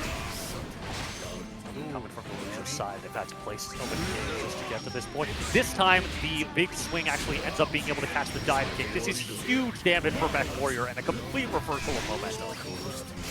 And still, Mech Warrior has 91 meter. They went for the over-reliable ultimate command grab, but this time, Bread is Dumb was able to get the reversal. You're in the corner, going for the Anthem, but a great jump from Mech Warrior. Does have 50 meter available. Should be able to finish this off with all the resources they have. Builds enough for a Raging Strike. Doesn't even need it. Mech Warrior stopping Bread and bringing us to 2-1. Bread is Dumb is getting a little bit overzealous. You could really tell that they're like, I want to win, I want to win. And Mech Warrior is taking advantage over that overzealousness and is punishing them. But like you were saying, Mech Warrior seems to be, walking onto Bread's habits a bit more, kind of slow this momentum down, kind of icy gameplay of just armor bullying through at these normals. And as you were saying earlier, the longer this goes, the harder it's going to be for Bread to win, just because they've expended so much to get here in the first place. But you know that Bread is Dumb is going to press the offense right when Basaraga is drained of their meter, because that's when Mech Warrior is going to be doing our instinction, our shoulder tackles, or reversals. And this is going to be a big combo opportunity. 100 meter in the corner. We could have a reset. They go for the jump. No, regular throw there. Teleport, not quite. High side slash. Get to confirm, and now resources are all in the name of Bread except for BP. Oh, but no, we go for the Anthem.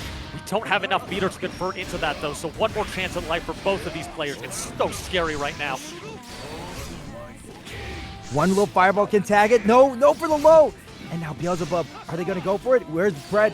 Dive kick? No, we're going to do it with the fireball. One more tag, and that's why we were waiting for a moment for when we were at one chip away, and that sealed the deal with heavy dive kick. They're blowing through the offense here and catching some rolls, but Mech Warrior seems to have gotten wise to the offense patterns in Bread and been able to jump a lot more of these throws. Karma does catch the tackle, which is not good for Basaraga, but we used command grab right through the dive kick attempt, and that gives us our sword. However, Mech Warrior is out of meter, so they can't get a lot of damage, but still, it's a heavy tackle. We definitely are going to be piling on the big hurt. Oh my god, Basaraga!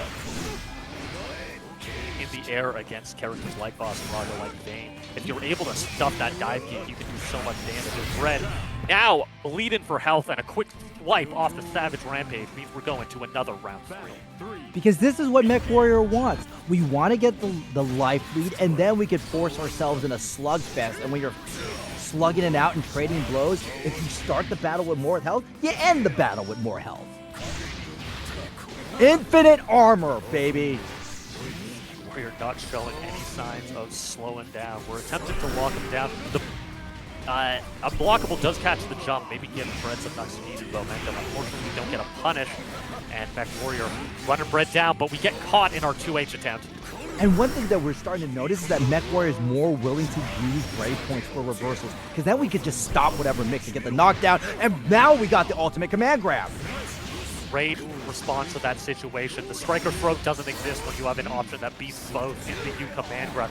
We get for the booty splash. We're a little too far away though with the U command grab. Now it's really scary. Going right for the super. The spot dodges. Mech Warrior bringing us to another game 5. This is not just any Game 5, Mizuno. This is a Game 5 after a tournament reset. Mech Warrior slowed it down to a glacial pace and is forcing Bread is Dumb to commit to options and commit to options they're not ready to have answers for. After the entire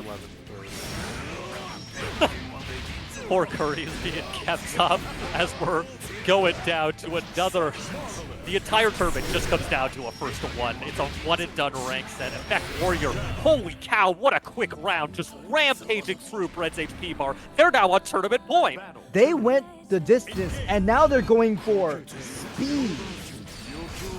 Holy bajobi, Mech Warrior managed to find the answer in the bracket, which shows which shows the importance of playing multiple games. Mech Warrior, multi-game specialist playing Attempted and Strive, Vasaraga, and Sora's in Granblue, and also, of course, known for their Thor in Ultimate Marvel vs. Capcom 3. Does have quite the life deficit to work through now, as Bread looking to get a quick round of their own right back. Ultimate command grab gets the knockdown. There's not a lot of health to make it. I don't know why we even went for the armor because there's nothing to tank. And finally, Game 5. Final game, final round. Who's got this? Who wants it more? Please, let's end this so Mr. Curry can get some dinner. All comes down to this. It's a bit of a scramble right now. A poorly spaced Karma, but a well-spaced teleport means we can stuff the Savage Rampage, but we go right for the U-tackle. Unfortunately, there's a drop, maybe a bit of nerves because this has been such a long set, and we get clipped out of our Soul Forge. Bread with the resource advantage, but a side switch! Can we kill off this? There's so much damage on the table. No extinction. Here comes the jump. Oh, we reset for the ultimate command grab, and that is it. Mech Warrior finally was able to stop Bread is Dumb and is now your training mode Net Neo champion. What an amazing fortitude there by Mech Warrior, kind of showing their, being a veteran of the FGC. I think you can clutch up for moments like that, being able to hold on to such a long set and completely flipping the momentum. Because I believe they were down 2-0 and then they flipped it back to take 3 straight. It was, and you could see that in the first set that it almost felt like Metal Wolf was giving up. They were doing a lot more rolling, a lot more spot dodging. It just felt like they were just trying to shake the tree and hope something happens. But they understood the habits of their opponent. They took a break. They made their choices a lot more deliberate, and then we introduced the Battalion of Fear, the shoulder tackle. It's tough to Mech Warriors. I'm a little out of breath. It's been, even despite us having a bit of a smaller bracket in terms of total entrance, just the amount of Game 5s, it's been crazy intense. Awesome to see. Bread defeating their demons and coming all the way to these grand finals here. Mech Warrior taking a big first win after stalling the momentum that Bread had. And Bread was looking unstoppable, but Mech Warrior able to adapt and find their way back and take her 3-2. Well, I think that's going to be the end of it. Thank you, everybody, for tuning in tonight. Congratulations, Mech Warrior, for being our champion. And shout-outs to Bread is Dumb for finishing for second place with an amazing lower bracket run. But Mizuno, we're about to sign off, so where can they find you? You shouldn't find me anywhere. I'm cringe and weird. But what you should do is you should check out a bracket run by our couple of TMN Granblue grads in 2X Rising Stars. If you're interested at all in playing 2X KO, former grads here, Shogi and Ariel, have a great little server that you can check out, and they run beginner brackets like this one bi-weekly on Fridays. Awesome. And you can find me over at the hell space that is X/Twitter at CaptainNoFun_G. I share commentary clips and other random shenanigans, but I think we've been here long enough, and I believe it's time for us to get out of here. Yeah, Yeah, we won't keep up Curry any longer. It's about that time, so it seems like Mech Warrior has chosen TNS for a raid, so we'll be sending y'all over that way. We still got more games this week to play. Tomorrow is Exert, Thursday is Persona, Friday is going to be Under Night in Birth 2, and Saturday is going to be BB Tag. In addition, you should really sign up for next week's Strive bracket on Monday. It'll be the first one of 2.0. I will make sure that that happens no matter what. So I will get signups for all that stuff probably done tomorrow when I'm free to do stuff. I haven't eaten since noon. Let's get out of here. We're going to go raid TNS. Bye-bye. Y'all Take have it easy. Y'all have a good night and take it easy. Bye-bye.